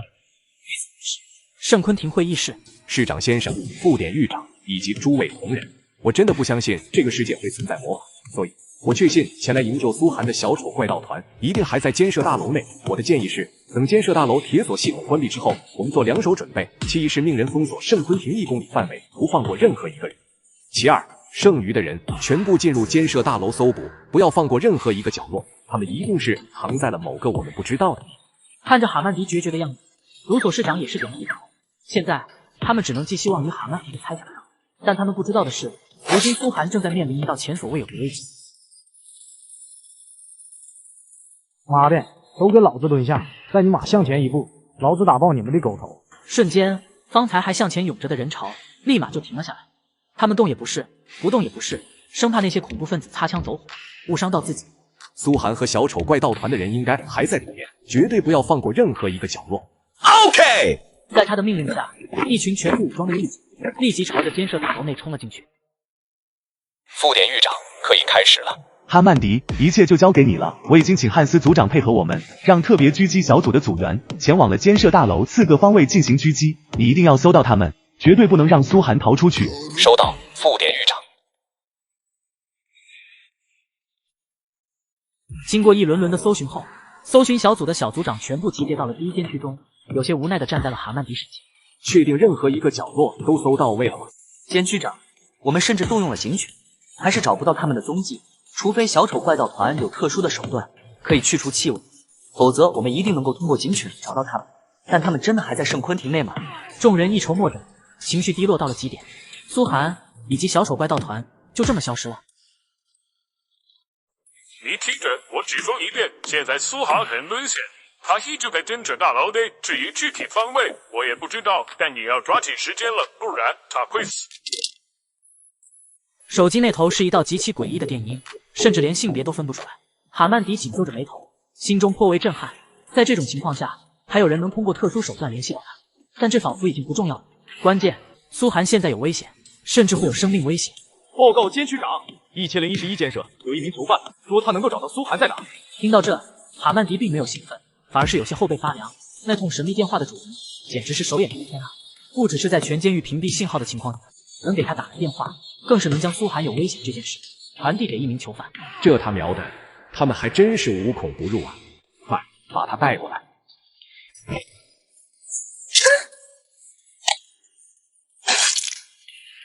这怎么可能？不可能！小丑魔女一脸错愕，她可是樱花国排名前10的杀手，而她刺杀的手段就是以快著称，不管是拳脚还是刀法，那都是快准狠。按照她从外界得到的资料，苏寒不过就是一个养尊处优的花花公子，怎么可能有这么快的反应和这么大的力气？没有什么不可能。你知道想要在豪门活下来有多危险吗？没点防身的手段，我能成年吗？雅咩蝶，雅咩蝶，你现在叫也没用了。苏寒，住手！拿下！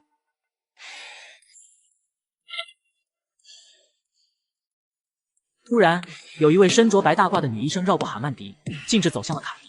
莱克西感觉到一丝熟悉的气味，当他回首，赫然发现这正是向监狱囚犯提出悬赏的艾丽尔医生。下一刻，艾丽尔医生直接让狱警先拖住了卡迪，对着他的胳膊静脉注射进去了一种药剂，带下去，交给副典狱长，明日准备移交洛杉矶警方。主人，你没事可太好了。快抓我呀！我是小丑魔女，营救苏寒的罪魁祸首，快抓我！快！放心，我会抓你的。你这辈子都将在监狱里，再也不可能出去了。监区长大人，你带不走他。闻言，哈曼迪一怔。别看苏寒满脸淡然，可哈曼迪从他的眸子中看到了一丝杀气。哼，苏先生，我不管你们之间有什么不愉快，但这里是圣昆廷，是监狱，一切都要遵循法律的规矩。瞬间，现场的气氛紧张起来。哦，规矩，不好意思啊，我就是规矩。劳森，杀！这一切发生的太快了，以至于他们没有反应过来。这下哈曼迪的脸更黑了，他死死地瞪着苏寒，拳头紧握，却是良久都说不出一句话来。苏先生，这下你满意了，所以能请你回监舍了吗？那善后的工作将交给你了，监区长大人。小丑魔女刺杀苏寒并未得手，反因我们的到来自杀身亡，就按这个报道。李叔，你很让我失望。送李叔走吧。宝子们，下一集我已经放在左下角了，想看的可以去提前观看。这是一座越狱他越狱之王 Michael Scofield 来了，也别想出去。但此刻，全球亡命之徒聚周围，有刀口舔血的超级雇佣兵，还有穷凶极恶的海盗王手，甚至还有地表最强特种部队海盗突击队。他们只为了能将我从监狱救出去。二位，我要宣布一个不幸的消息，典狱长方才给我打来电话，圣比利亚陆军基地18号特别军事站点拒绝了我们的请求，他们一致认为圣昆廷所遭遇的都是小打小闹，还不是军队介入的时候，所以可能接下来只能靠咱们自己了。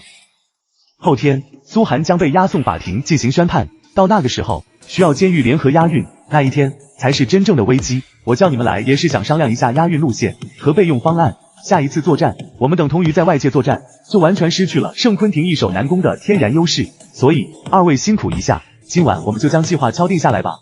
杰森真的很疲倦，甚至这是他担任副典狱长这么多年以来最累的一天，而这一切都归功于一个男人，那个悬赏10亿的东方男人。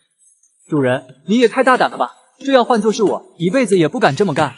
也不是很大胆吧，反正闲来无事就玩玩呗。人生嘛，总是要给自己找点乐子。那我就开始了，主人。难办啊！我操，就别办了！苏寒，老子为了你都关了1天禁闭室，死里逃生，你他喵说钱不给老子了，今天这钱你不给也得给。说着，莱恩直接扑向苏寒，还好执勤的狱警眼疾手快，一下挡在了苏寒身前，一脚将莱恩踢飞。苏先生，你没事吧？只见这时，苏寒黑着一张脸，明显有些不悦，抄起方才的饭盘，直接朝着倒地的莱恩砸去。我不是说了吗？我现在没钱，等我出去了就会给你。妈的，你出不去了，小丑怪盗团都救不出去你还出去给我？你现在没钱了，更加出不去了，你就等死吧，老子早晚弄死你！莱恩像疯狗一样骂着，把一旁的狱警都看呆了。当然，这一幕也全然被那些轮到吃早饭的囚犯尽收眼底。什么？苏寒没钱了？这个消息迅速在监狱里传了起来。妈的，你们这群杂种！如果再让劳资听见谁敢议论主人，劳资立马弄死你！别以为我不敢，不就是有妻便无妻吗？劳资不怕。谢特，苏寒那家伙把劳资坑惨了，现在竟然想赖账，真是气死劳资了。哎，老大，现在怎么办？也不能真去搞他吧，毕竟那些狱警现在都和他穿一条裤子的。是啊，老大，更何况瘦死的骆驼比马大，也许他就是欺负你，说不定他还有钱。他喵的，你说这个我更生气了。当咱们老大好欺负的，不行就干他。老大，以我那天看到的苏寒，应该不会做出这种事来。老大，这其中是不是有什么误会？谢特，别给我提他了。没错，干他！什么龙国首富之，要不是靠咱们，他早完了。你好，莱恩先生。从禁闭室出来后，监狱都会安排一场心理咨询，给你预约的是上午10点，请你跟我去监区医院吧。请进。莱恩先生，请问经过禁闭室的摧残之后，有哪里不舒服吗？不是你叫我来的吗？既然如此，请说说苏先生的目的吧，我很感兴趣。你和苏先生演这么一出大戏，到底是要干嘛？果然，这一切都被苏寒猜中了。艾丽尔小姐，我家主人想知道你和小丑魔女是什么关系。对这个问题，艾丽尔有些惊奇。原本他以为苏寒会直接问他幕后的人是谁，当然了，他自己也不知道幕后之人是谁。难道苏先生就不想知道到底是谁想与他作对吗？如果连你都知道幕后之人是谁，那不就说明幕后之人是个傻子吗？那样的人，我家主人又怎么会放在心上？好了，言归正传，主人不会让你白说，1000万就一个问题，你和小丑魔女到底有没有关系？或者说，你幕后的人与小丑魔女有没有关系？听到这，艾丽尔明显愣了一下。我不过是拿钱办事罢了，但苏寒到底是怎么猜到的？这个男人还真像传说中一样可怕呀。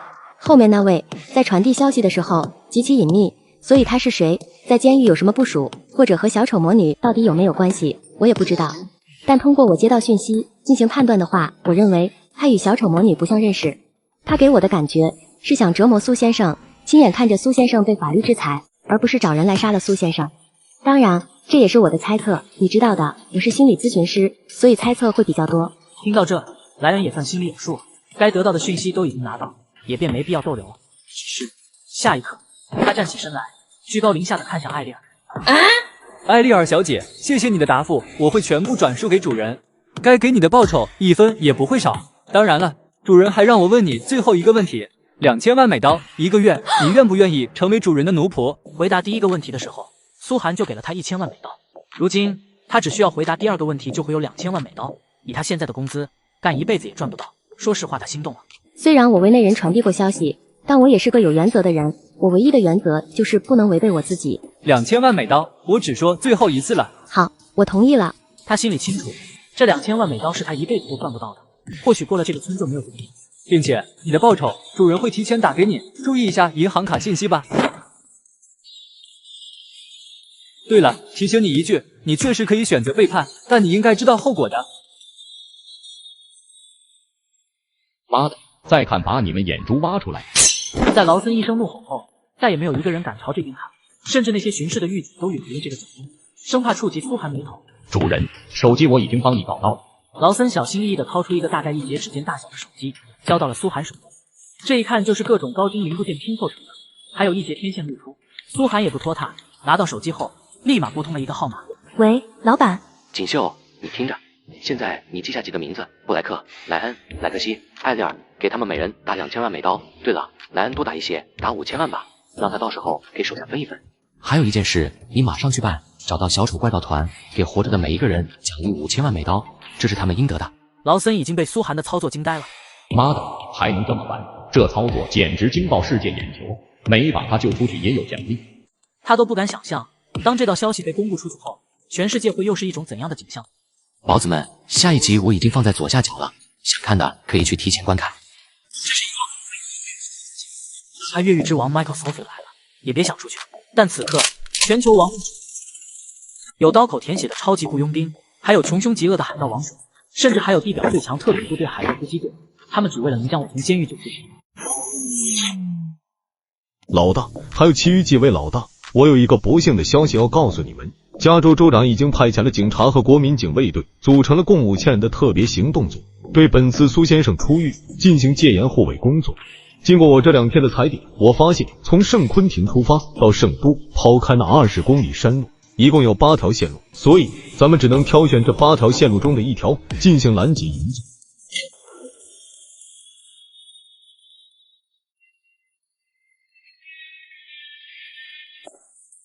恩格先生，我是前海豹突击队第58小队副队长阿图斯。新闻上说的海豹突击队成员就是他们，海豹突击队号称全球最强的特种部队，所以这些前海豹突击队的成员到底是来干嘛的？看到恩格明显对他们有些防备，阿古斯也没放在心上。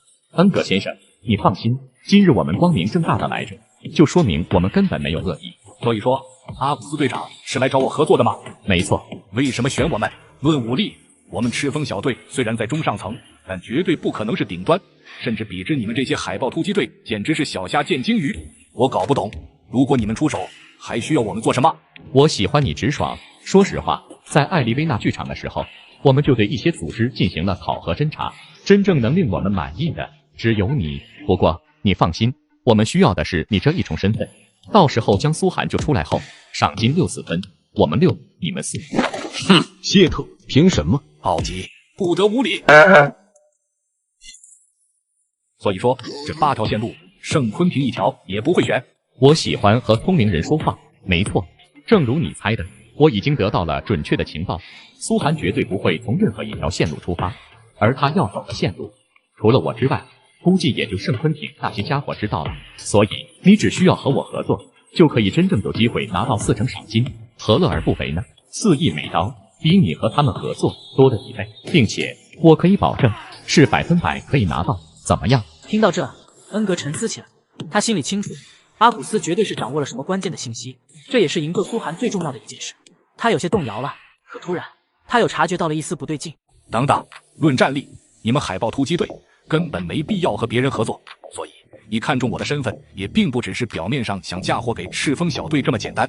你真正的目的是想占据亚马逊，所以你不是想救苏寒，而是想在救下苏寒拿到赏金后再杀了他，领另一份赏金。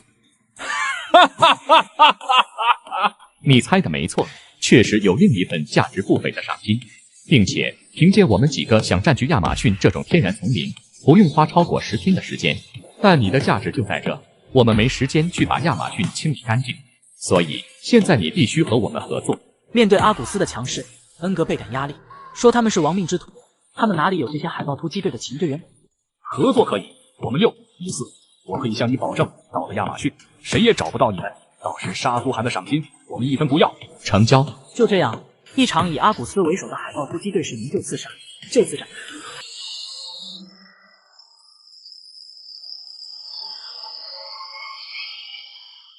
队长，目标预计再有5分钟进入规划位置，请问是否开启行动？还愣着干嘛？行动，快行动！恩格表现得很强势，他等于是在给其他小队长打强心针。瞬间，一道道机枪扫射的声音响起，真正的营救技术，营救技术也在这一刻正式开启。果然，和他们预想的，在他们开了第1枪后，在一些他们并没有布置的位置上，同样那正是其他部队的正在离开，其人数通过简单的估计，要比圣昆廷方面的压送部队还要多上2%。一时间，圣昆廷的押送车队陷入了包围圈，情况不太乐观。还好有直升机，但哪怕这样，你也该加入战场，让他们去拖延圣昆廷的联合大部队吧。咱们也该去拿赏金了。很好，恩格队长，你很守时。恩格紧皱眉头，对于这些正规军，他极其不信任，但没办法，想要多拿赏金，他别无选择。我希望你的消息是对的，不然我将对不起我的兄弟。你会庆幸你今日的选择的6成赏金。你现在需要做的是，好好考虑一下，这些赏金到底要怎么花。好了，也不要废话了，车辆我已经准备就绪，咱们现在出发吧。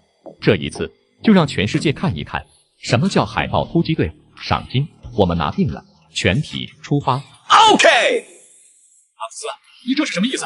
难道说苏先生还未离开圣昆廷监狱？Bingo，答对了。根据内线给出的线报，那8条线路，苏寒都不会前去，但武装力量总和实力已经接近于一个营级单位。虽然媲美不了真正的军队，但这一次加州高层也是想彻底震慑一下那些不知天高地厚的恐怖分子，所以这种情况下，他们绝对不敢拿苏寒冒险。这条线报的可信度也就达到了7成，而他给出我的信息是，这次苏寒会在20分钟后于圣昆廷升降场搭乘直升机，直接前去圣都联邦法院。看见前面那个山头吗？咱们的目的地就在那，在那里咱们要把直升机打下来。队长，我们截取了对方的加密频道。这时对讲机内传来了一阵滋滋声，紧接着随着一道声音的出现，所有人的精神都紧绷起来。各单位注意，5分钟后，苏寒将乘坐这架直升机前往圣都联邦法院，请做好护航工作。这道声音，众人再熟悉不过了，那就是圣昆廷监狱副典狱长杰森，他亲自下达的命令，不会有错。所以，恩格的赤峰小队还真成为了那个唯二能获得赏金的组织。队长，即将抵达目标地点圣昆廷直升机，预计10分钟后经过目标地点，请问是否准备设伏？开始作战吧，伙计们！干完这一票，咱们就可以彻底告别刀口舔血的日子。所有人准备前往各自目标地点。收到。一辆辆改装后的越野车停靠在丛林中，隐藏了起来。而前海豹突击队成员也是直接下车，前往了他们各自的指定地点。恩格看到这一幕，终于发现了他们与正规军的差距。前方150米就是这座山峰的高地，也是他们前往圣都的必经之路。我会在那安排人将苏寒的直升机打下来。你的人最擅长丛林作战，所以你们就分布于下方丛林，等直升机迫降后快速搜寻。这里距离圣昆廷只有10分钟的路程，如果换作武装直升机支援，只需要1分钟，所以留给你搜寻的时间不多。等任务顺利完成后，我会告诉你撤离路线和汇合地点。1分钟后，行动开始。恩格重重的点了点头，他看着阿古斯等人彻底分散，消失在丛林中，也是当即向手下部署了全部计划。宝子们，下一集我已经放在左下角了，想看的可以去提前观看。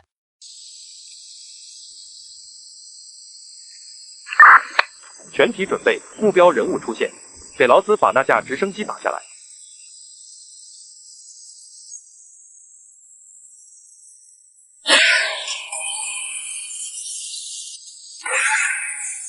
快，预估目标直升机迫降地点，全体急速朝目标地点移动，一定要赶在圣昆廷支援前将苏先生救出来。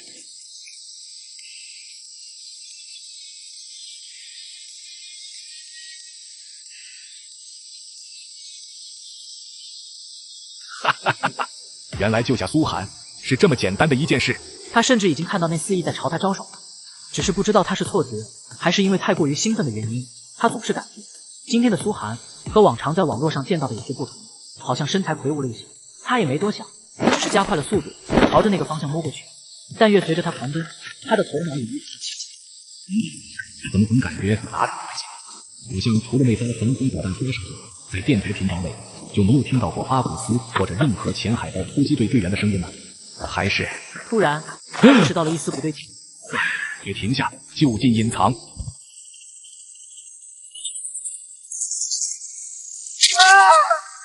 哦，快跑！听我的命令，快跑啊！直到这一刻，恩格才意识到他们中埋伏了，甚至坠机都是提前设置好的，就连坠机地点都是经过精密的计算。阿古斯，老大！罗伯特追了上来，一把将恩格推倒，结果自己的一条大腿直接被撕伤。老大，我们中计了，我已经勘探清楚了，在这座山内几乎找不到他们的身影。他们怕是想等我们把 JLF 特种小组牵制住后，坐收渔翁之利。老大，我们损失惨重，已经有12个兄弟惨死了，你快跑，快跑啊！罗伯特属于赤峰小队中的侦察兵，他的信息不会有错。闻言，恩格怒火中烧，都怪他太过于贪婪，这才让自己的兄弟们惨死。罗伯特，坚持住，我马上就来救你。不要，不要！可他清楚，恩格最讲义气，将每一个兄弟都当作自己的亲兄弟对待，所以，老大，这辈子能跟你当兄弟真好，下辈子你还是我老大。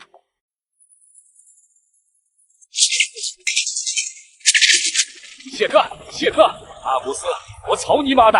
奥吉见罗伯特惨死，也不再躺，直接拽起他咆哮着，直到弹夹死去，他又扛起了手，直接对着那架武装直升机开火。恩格看着这一幕发生，看着一个个自己亲如手足的兄弟惨死在自己眼前，他的心态崩了，连10分钟都没用，赤峰小队就全军覆没。阿古斯，我要你死！是的，恩格并不怪圣昆廷，也不怪杀了他兄弟们的 JLF 特种小组，因为这是战争，他们因为贪婪，死伤是在所难免的。但他们之所以死得这么惨，都是因为阿古斯的算计。如果我还能活下去，我要你的命！而这时，他无比的冷静，直接跪在了地上，双手高举，将枪械全部卸下。我有追踪阿古斯的办法。只要你们能让我亲手处决阿古斯，我愿意将这个办法交给你了，求你们！宝子们，下一集我已经放在左下角了，想看的可以去提前观看。这是一座平越越狱之王 Michael Scofield 来了，也别想出去。但此刻，全球亡命之徒有刀口舔血的超级雇佣兵，还有穷凶极恶的海盗王鼠，甚至还有地表最强特种部队海盗突击队，他们只为了能将我从监狱救出去。真的，只要你们让我亲手杀死阿古斯，我可以帮你们快速追踪到阿古斯他们。我只要亲手杀死阿古斯。苏先生，我知道你在监狱内有绝对话语权，我甚至可以告诉你一个秘密，一个关乎你性命的秘密。也就是他看向苏寒的一瞬间，他不由得皱了一下眉头。怎么今日的苏寒显得格外高大强壮？正在他疑惑的时候，只见苏寒朝着脸上一撕，一张标准西方面孔展露出来。哈曼迪监区长，恩格认了出来。这人正是圣昆廷第1监区的监区长哈曼迪。你什么意思？监区长先生，我请求你，只要你允许我杀了阿古斯，我一定会将我知道的全部告诉你。看着恩格的样子，哈曼迪皱了下眉，随即他将手中的枪在恩格头上按了一下。我没时间和你废话，你也没有谈条件的资本，将你说的都告诉我，不然死。哈曼迪崇尚法律，尤其是在这种情况下，他当然不会受一点威胁。典狱长先生，我可以将我知道的告诉你，但恳求你，可不可以带着我？我要亲眼看着你们处决阿古斯。阿古斯一行人有8人，是前海豹突击队第58小队的成员。他们的目的不是营救苏先生，而是在劫走苏先生后得到赏金，再杀了他。当然，如果他们没把握劫走苏先生，会在第一时间将他杀了。很明显，你们圣昆廷有内鬼，他们现在应该已经快到了苏先生真正的路线上，所以你们没时间。再晚一点，苏先生就要死了。一听到这，哈曼迪皱了下眉头。谢特，没错，他们押送苏寒的路线从来就不是陆空这9条线路，而是最远也最保险的海陆押运。001号押送团，这里是空中小队，收到请回答。收到请回答。果然，在他的呼唤之下，并没有得到回应，也就是说，阿古斯等人已经行动了。呼叫圣昆廷，请于坐标点派送2架运输机，海上小队可能遇到威胁。再重复一遍。请于坐标点派送1架运输机，海上小队可能遇到危险。怎么样，苏先生，鲍德监区长的安排，你还满意吗？特别行动组第1小组已对第1路线敌人全歼。特别行动组第2小组已对第2路线敌人全歼。特别行动组第3小组已对第3路线敌人全歼。看来圣昆廷的引蛇出洞计划很成功，基本上那些路线上的敌人都被歼灭，这也让船上的狱警都松了一口气。不好了，米海尔队长，我们的通讯信号丢失了，已经完全失去了亚米哈海湾的坐标。米海尔队长，我们遭到了突袭，2艘保安船已经沉没，快通知地面部队支援，敌人即将登船。这时，那名狱警明显很慌张，尤其是外面的呼救声响起后，他当即掏枪就要出去进行防御。卡迪懵逼了，不自觉的后靠，半撑起身体，死死的靠在椅背上。这一幕发生的太快了，他甚至都没反应过来。所以说，这位一直被称为苏寒在圣昆廷的专职司机，是一位恐怖分子的卧底。他和外面那群进攻押送船的人是一伙的。如果是这样，那今日我们就必死无疑了。关键因为药物注射的原因，我的眼睛处于半失明的状态，根本无法催眠别人。你放心，卡迪，我不会轻易杀了你，最起码现在不会。我还要将这件事嫁祸到小丑怪盗团身上，到那个时候，你们小丑怪盗团就火了。苏先生，你好像一点都不吃惊啊！你不要永远一副有恃无恐的样子，你让我很不爽。很明显，他的目的在于劫走苏寒后，嫁祸给小丑怪盗团，随后再杀了苏寒，拿另一份赏金。所以，他完全卸下了伪装，对于苏寒的态度也发生了巨变。不爽？难道我还要哭着求你吗？你觉得你配吗？你记住，你不管在圣昆廷还是这些组织中，你都是一个小到连蚂蚁都不如的小角色。哪怕你现在控制了船舱，我就问你一句，你敢杀我吗？苏寒永远都是那副云淡风轻的样子，这也让罗拉更加气愤起来。他这是完全没把自己放在眼里。妈的，你再嚣张几分钟，等阿古斯他们攻下押送船，就送你下地狱。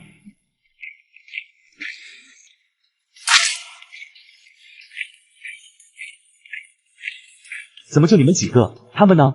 没想到保安船上还有 JLS 特种小组的人埋伏，带了4个兄弟，阿西和卢克也中枪了。苏先生，很高兴以这种方式见到你，预计还有5分钟，圣昆廷的支援就会到位。本来我们准备将你劫走，先拿掉赏金之后再杀了你，不过现在看来，我们只能改变计划了。给你1分钟，说下临终遗言。现在计时开始，59、58、57，时间1分1秒的流逝着。苏寒淡笑一声，并没有表现出多紧张，就好似阿古斯对他宣判的死刑，根本就不是对他说的一般。遗言吗？真没什么好说的。反正从一开始就有人想搞死我，让我被诬陷，还送到了圣昆廷内。想必就是花钱埋伏我命的那个人吧。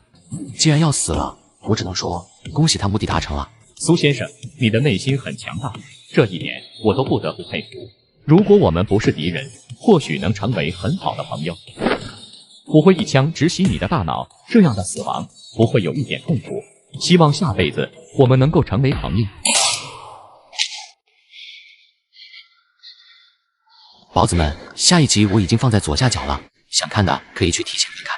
这是一座所谓越狱之界，看越狱之王 Michael Scofield 来了，也别想出去。但此刻，全球亡命之有刀口舔血的超级雇佣兵，还有穷凶极恶的海盗王者，甚至还有地表最强特种部队海盗突击队，他们只为了能将我从监狱救出去。他不敢置信地望着身后的众人，赫然发现这些人双目无神，神情涣散，就好似行尸走肉一般，呆滞地望着前方，捧着手中的步枪，一动不动。这不可能，绝对不可能！阿古斯嘶吼着，他看得出来，这些人完全被催眠了。又是一道枪，不过响动的仍然不是阿古斯手中的枪，而是泰若一枪打穿了他的手。想不到你还会催眠，这确实是我大意了。催眠我并不会，只不过我能有手段搞到一些让卡迪恢复视力的药剂罢了。这时，阿古斯终于注意到了躲在角落中的卡迪，他赫然发现，现在的卡迪早就摘掉了墨镜，并且那双眼眸明亮至极。说说吧，是谁派你来的？如果你说出来，我可以给你双倍的赏金。但阿古斯好像根本没听见你，皱了一下眉头，将头偏了过去，让他的手下把他2只手砍下来。硬汉，好说呀。听到苏寒的话，卡迪根本不敢拖他，当即命令泰若使用军刀，直接将阿古斯赖以生存的武器砍下来。手起刀落，动作很快，但哪怕是这样，他依旧闭口不言。好吧，你够硬，但我没兴趣知道了。卡迪，送他们上路吧。我说，卢克还小，你答应我，如果我告诉你是谁，你放了他。阿古斯彻底被眼前的苏寒折服，只因为这个狠辣无比的暴君，他从一开始就完全掌控了全局。他跪在了地上，再也没有一丝方才硬汉的。我说，我把我知道的一切都告诉你，苏先生，我保证，以下我说的每一句话都是真的，绝对不会有任何一句假话。不管你信不信，从始至终，我就没见过我背后的那个人。他很神秘，我甚至不知道他到底是男是女。不过他有一个名字 Q， 我们一直称他为 Q 先生。而据我所知，针对你的计划从5年前就已经开始了。也就是说，在你13岁的时候，他就已经盯上你了。我不知道他到底是谁，但我肯定他来自东方，或者这样说不准确，准确的来说是来自东亚。这就是我知道的全部。他从来没有露过一次面，性别身份长什么样子谁都不知道，但我敢肯定他和圣昆廷的鲍德绝对有联系。我就知道这么多了。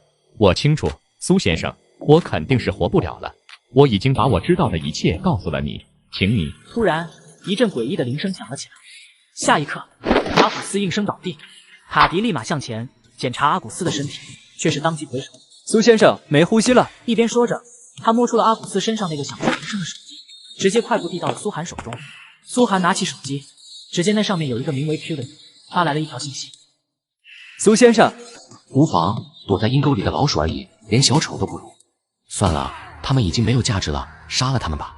他语气平淡，甚至看不到任何一丝情绪波动。越是这样，就让塔迪愈发后怕起来。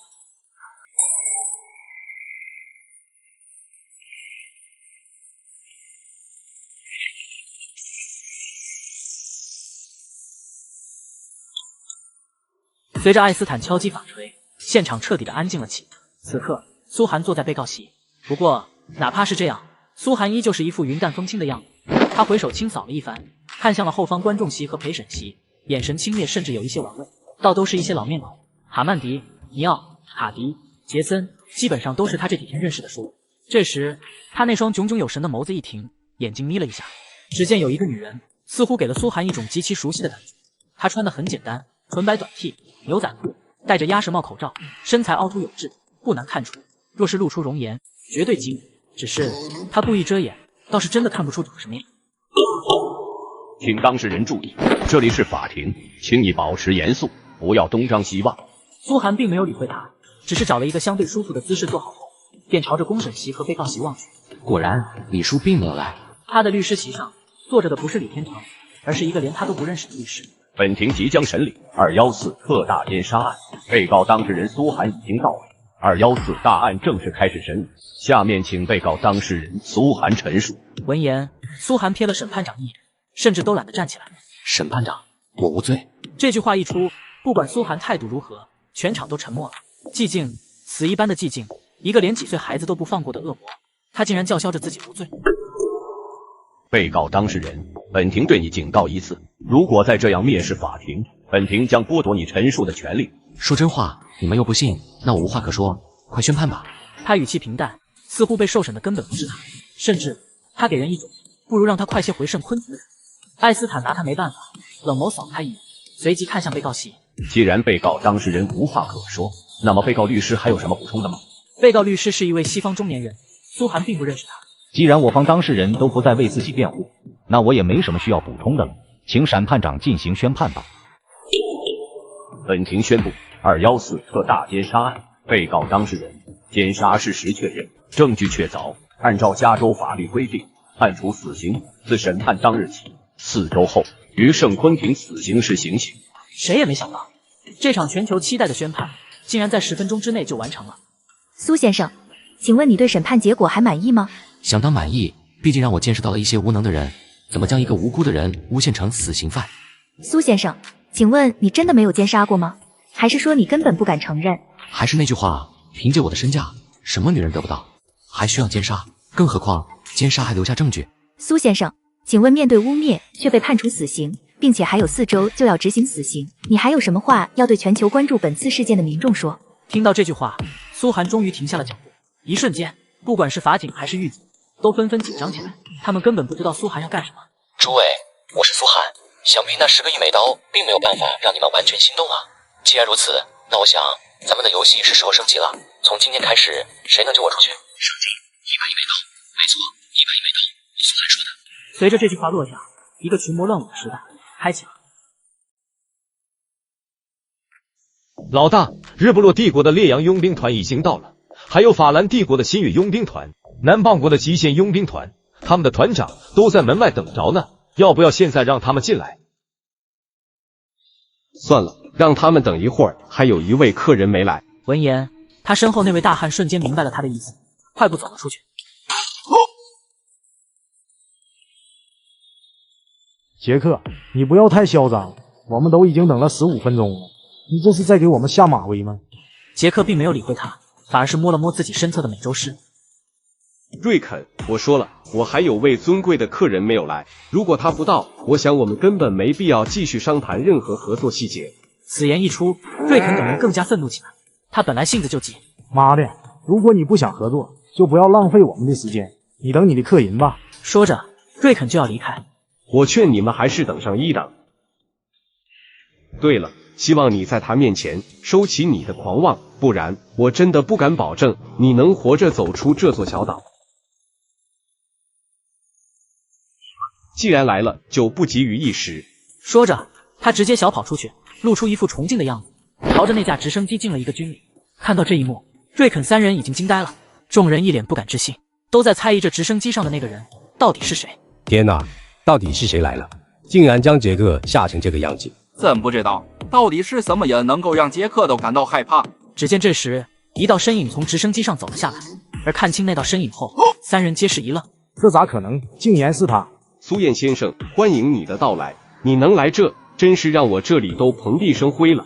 而这个时候，苏燕对着杰克点了点头，随即便朝着会客厅内走。我来找你，有一件极其重要的事要商议，你们做好了，我会给你们200亿美刀。外界不是一直在传是苏燕算计苏寒，才让他蒙冤入狱的吗？难道他是想要了苏寒的命，所以不让咱们去营救苏寒？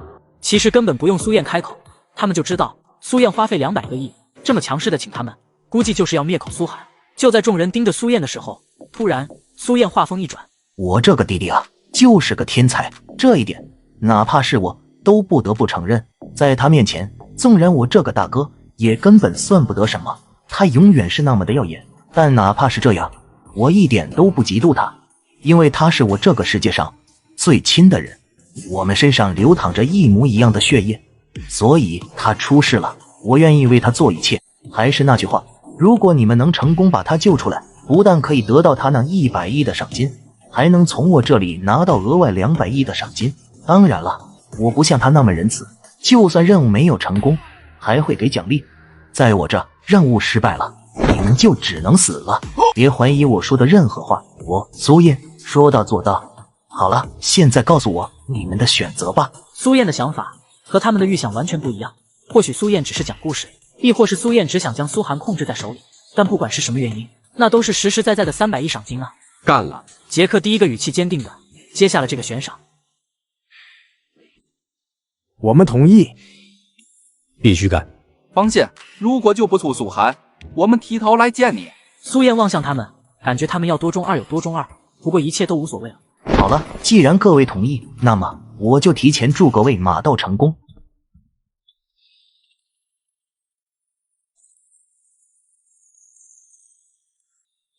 就这么走了？瑞肯依旧有些懵逼，毕竟是300亿的大单子，就凭一句口头协议就定下来了。不用怀疑苏先生说过的任何一句话，不过凭借我们4人合力，只要得到了圣昆廷地形图，绝对能将苏寒先生给救出来。毕竟那可是300亿赏金啊！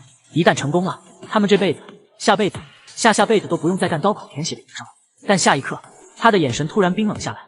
既然决定要干，咱们也没必要再浪费时间了。圣昆廷地形图咱们必须拿到，所以立马派人去萨鲁克野公爵府吧，千万别让他们抢了先机。众人一拍即合，当即各自联系起来。与此同时，直升机正行驶在北太平洋上。亲爱的弟弟，也许过不了多久，我们就能再次相见了。他的表情看不出任何意味，哪怕是在笑，却也给人一种极其诡异的感觉。小叶，真的要走到那一步了吗？你们2个都是我看着长大的。你……他话还没说完，苏燕抬手制止了他，脸庞上已经没有任何表情。苏老，我和他总要有一个离开的，我心意已决，你就不必劝我了。他格外的冷漠，冷漠到就连苏老都不由得皱起了眉头，有些不太认识眼前的苏燕。也正是这个时候，苏燕的手机响了一声。当他掏出手机，上面的来信人没有多余的赘述，只有一个简单的字母 Q。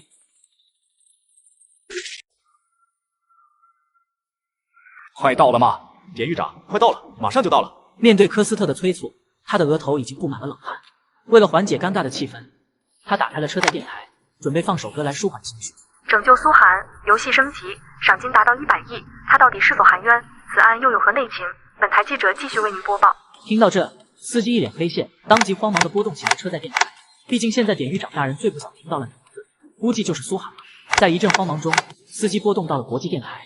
果然，在苏寒2字消失之后，能够清晰地看到科斯特的眉宇瞬间舒展起来。墨西哥旅游业频频攀升，加拿大亦是如此，国际旅游似乎成为一种风潮。电台中播放着国际新闻，也让车内的气氛更加放松起来。可就在这个时候，突然一条不和谐的新闻蹦了出来。紧急插播一条国际新闻，就在刚刚，袋鼠国遭遇闪击战。先前从法兰帝国逃窜到袋鼠国的萨鲁克野公爵府遭到恐怖突袭。听到这，科斯特的心中咯噔一声，一种不祥的预感自他内心升腾。根据前线记者传回讯息得知，截止到现在，已经造成328人死亡，518人受伤。具体是谁闪击萨鲁克野公爵府，无从得知。但我们很清楚，这绝对和营救苏罕有100%的关系。目前得到的消息，萨鲁克野公爵已经殒命，连带一家老小全部身亡，就连仆人大多都死于乱战之下。也许有很多人还不认识萨鲁克野公爵，他正是当初迫害坎利大师的其中一位。目前袋鼠国警方正在全力追查，本台记者持续报道中。听到这，科斯特人已经麻了。快，再快点！好不容易约上了哈努特中校的时间，绝对不要错过。大概半小时后，那辆汽车开到了圣比利亚陆军基地18号特别军事站点的门口。你好，先生，这里是军事重地，无关人等，禁止进入。我是圣昆廷第1连狱长科斯特，请帮我通报一声哈努特中校，我有约见。一边说着，他便朝着大门走去。但也就在他踏出一步之后，哨兵当即抬起步枪，对准了科斯特。这里是军事重地，不隶属于任何单位，除非你有州长命令，否则再向前一步，我们有权击毙你。没错，加州军事不隶属于任何单位，哪怕科斯特与哈努特中校算是平级，但也不能说硬闯军事基地。我真的是圣昆廷第1连狱长，现在找你们中校有极其重要的事要商议，请帮我通传一下。哼，哨兵并没有理会科斯特，毕竟像科斯特这种人，他们见多了，不过是一群想要攀附军权的人。正在他一筹莫展的时候，突然从军事基地内部走出了一个军人。库斯上尉。库斯上尉点了点头，随即径直来到了科斯特身边。科斯特连狱长，你今天怎么有空来我们这？科斯特一脸无奈。现在的军人都不看新闻的吗？圣昆廷已经火烧眉毛了，他们身为护卫圣都的军队，竟然还不知道我的来意。我来找哈努特中校，请库斯上尉带我进去。请和我来吧，哈努特中校正在办公室等着你。放轻松，哈努特中校已经准备出手了。一群杂鱼而已，根本不足为惧。另一边，圣昆廷大会议室内，几位高层纷纷严肃无比，望着那个苏寒悬赏升级的视频，陷入了沉思。这时，一位技术人员来到杰森身侧，小声附耳说了些什么，能够清晰的看到他的眉头皱得更紧了。可能我要告诉大家一个不好的消息了，萨鲁克野公爵府遭受袭击，圣昆廷的地形图被那群恐怖分子得到了。换句话说，一旦圣昆廷地形图被他们得到，那么他们将随时都可能对圣昆廷发起总攻。沉默，依旧是沉默。自从苏寒来到圣昆廷以后，一件又一件突变接踵而来。杰森，或许只能用那个办法了。现在看来，已经到了圣昆廷穷途末路的时刻了，看来也只有用那个办法了。只不过，一旦用了这个办法，咱们就都没有回头路了，那件事也将彻底暴露在大众视野中。很明显，谁也不想用这个办法，但他们已经没有更好的办法。喂，典狱长，是没办法了。是，太好了，好，我们等你回来。瞬间，杰森那一张满是阴霾的脸上，终于展露出了一丝喜悦。众人见状，纷纷不解。典狱长否决了那个决议，并且他给咱们带来了一个好消息：圣比利亚陆军基地里的哈努特中校答应了出兵，正派遣了3个武装精英连前往圣昆廷支援，咱们终于不用苦恼了。他兴奋无比，毕竟这是自从苏寒来到圣昆廷后，他们得到最好的消息。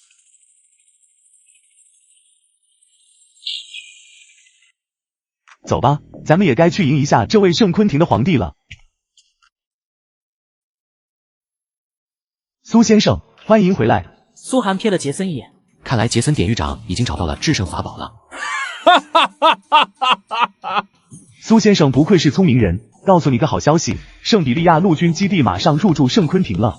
他话音刚落，只听圣昆廷竟然传出了一阵阵，随着圣昆廷大门缓缓打开，令人震惊的一幕，只见3辆主战塔已经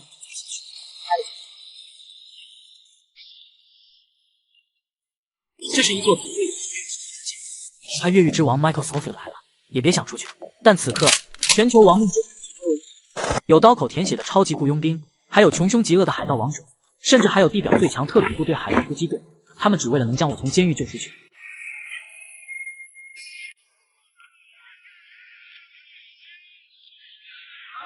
主人，就在刚才，我得到线报，这次科斯特典狱长回归，决定要对第1监区大洗牌了。他马上要针对鲍德出手了，并且哈曼迪的情况也不是很乐观。苏寒倒是没有什么太大的反应，但其余人纷纷皱起眉头来。打听到哈曼迪会怎么样了吗？他会升职为总监区长，按理说是在3位典狱长之下，所有监区长之上，但典狱长剥夺了他一切行政权利，说白了就是挂职监狱。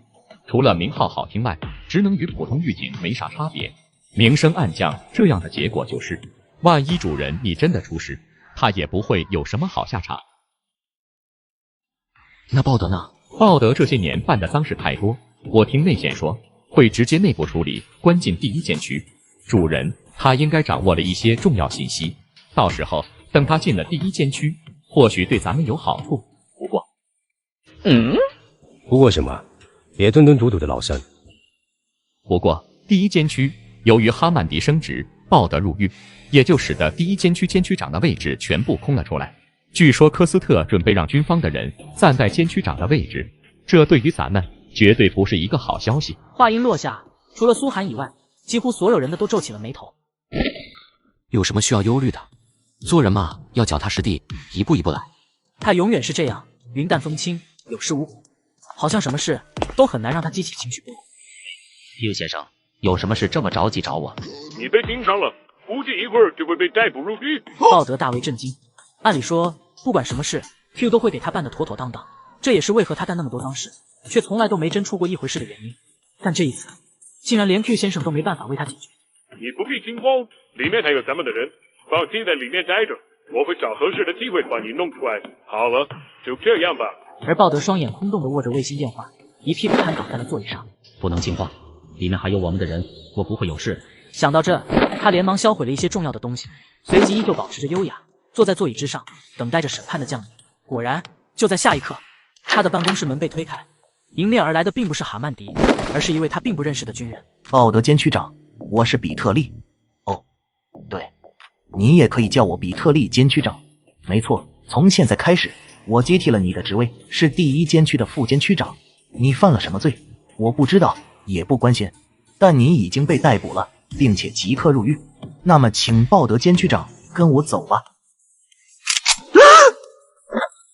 第1监区办公区距离第1监区很近，一路上那些狱警没有一个不惊讶的。他们第1监区的副监区长竟然被逮捕了，甚至连庭审都没有，直接批捕入狱。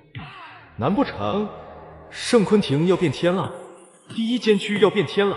就在这个时候，那个圣昆廷的皇帝竟然回到了第1监区。只见苏寒无视门禁，大摇大摆地走入第1监区，甚至还有狱警谄媚地为其提前开门。看到这一幕，比特利不由得皱起眉头，当即朝着苏寒走去。你就是苏寒？他拦在了苏寒面前，有些不屑地问道。而苏寒并不准备理会他，依旧朝前走着，直至越来越远。见状，比特利握了握拳。苏寒，欢迎你来到地狱。我是个即将被处刑的死刑犯，然而在处刑前的1个月，我面对媒体采访时说出的一句话，既让广大人们趋之若鹜地奔向监狱。想要我的财富吗？想要的话，我可以送10个亿给你，那就来救我吧。谁能把我救出去，10个亿就是你的。没想到此话一出，瞬间引起全球人民纷纷热血沸腾，甚至让各种神秘组织、佣兵团以及亡命之徒全部朝着圣都监狱。所有第1监区狱警以及囚犯，请于半小时后前往放风广场。圣昆廷中，大喇叭循环播放着，能够清晰地看到一个个狱警全部紧张起来，纷纷组织着囚犯们朝着放风广场走去。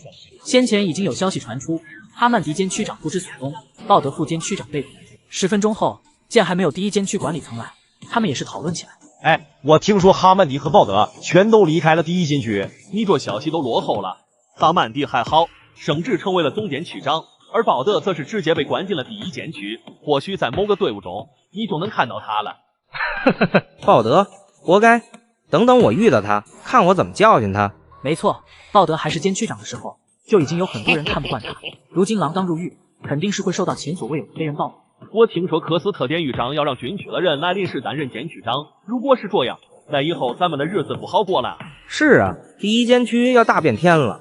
不过咱们其实还好，你们想想苏寒，他哪怕有着绝对豁免权，但那些军人可不会惯着他。看来这次第一个不好过的就是苏寒啊！你们说会不会这次搞出这么大动静，就是因为苏寒？你的意思是，新了监区长要给苏寒一个下马威？也就是这个时候，他们惊奇地发现，这场大会的主角好像并没有出现，反而是鲍德被几个大汉簇拥着，仿佛还像以前一样。他早就没有了方才的红。随着一道警哨吹响，所有人的注意力都集中在了放风广场的高台之上。哈曼迪，没错，哈曼迪坐在了高台上的主位上，其右侧坐着的是第2监区监区长布鲁斯。再等等吧，那布苏涵还没来，他们现在都较着劲呢。你既然升职了，也就没必要再掺和他们的事了。看开点，哈曼迪，虽然你现在失权，但最起码工资提升了，也不完全是个坏消息。不用劝我，我只是没想到典狱长会在这个时候替我出去。好不容易我才和苏涵算得上是朋友，能够替监狱劝劝他，监狱竟然……算了，不说了，我只希望典狱长不会后悔今日的决定了。说着，他看向下面的囚犯。这都35分钟了，苏涵随性惯了，可以理解他们是怎么搞的。哈曼迪飞着脸，很明显对比克利等人十分不满。还开不开始啊？妈的，我们是囚犯，但我们也有人权，你们这是体罚，我要向联邦法庭告你们！台下的那群囚犯开始骂骂咧咧起来。他们说的也没错，在米国，囚犯也是有人权的。现在监狱已经让他们站着等了1个小时了。机枪手准备，狙击手准备，突击手封锁放风广场。一个个荷枪实弹的士兵手持各种枪械从4面8方涌来，随后士兵举着枪械全部对准了那些囚犯。我听说你们有人权，不，你们在劳资眼里就是狗，就是畜生，不想死就给劳资老实一点。随着比特利强势登上高台，所有囚犯都清楚第1监区彻底变天了。而面对如此强势的比特利，苏涵却根本没有来。不好意思，有些事来晚了。有时候我真羡慕你们，整天无所事事，不像我，每天忙得要死，还要特意过来帮你们清理这腐烂摊子。他高傲地看向哈曼迪，好似从始至终都没将哈曼迪放在眼中，甚至上来就是一顿冷嘲热讽。哈曼迪还没说什么，布鲁斯却是大拍桌子。这时，哈曼迪拉下布鲁斯，对着他摇了摇头。一个小小苏涵都对付不了，也不知道你们是干嘛吃的，无所谓。我这一上来就将他收拾一顿，你应该不会说什么吧？你确定吗？可是他根本没有来。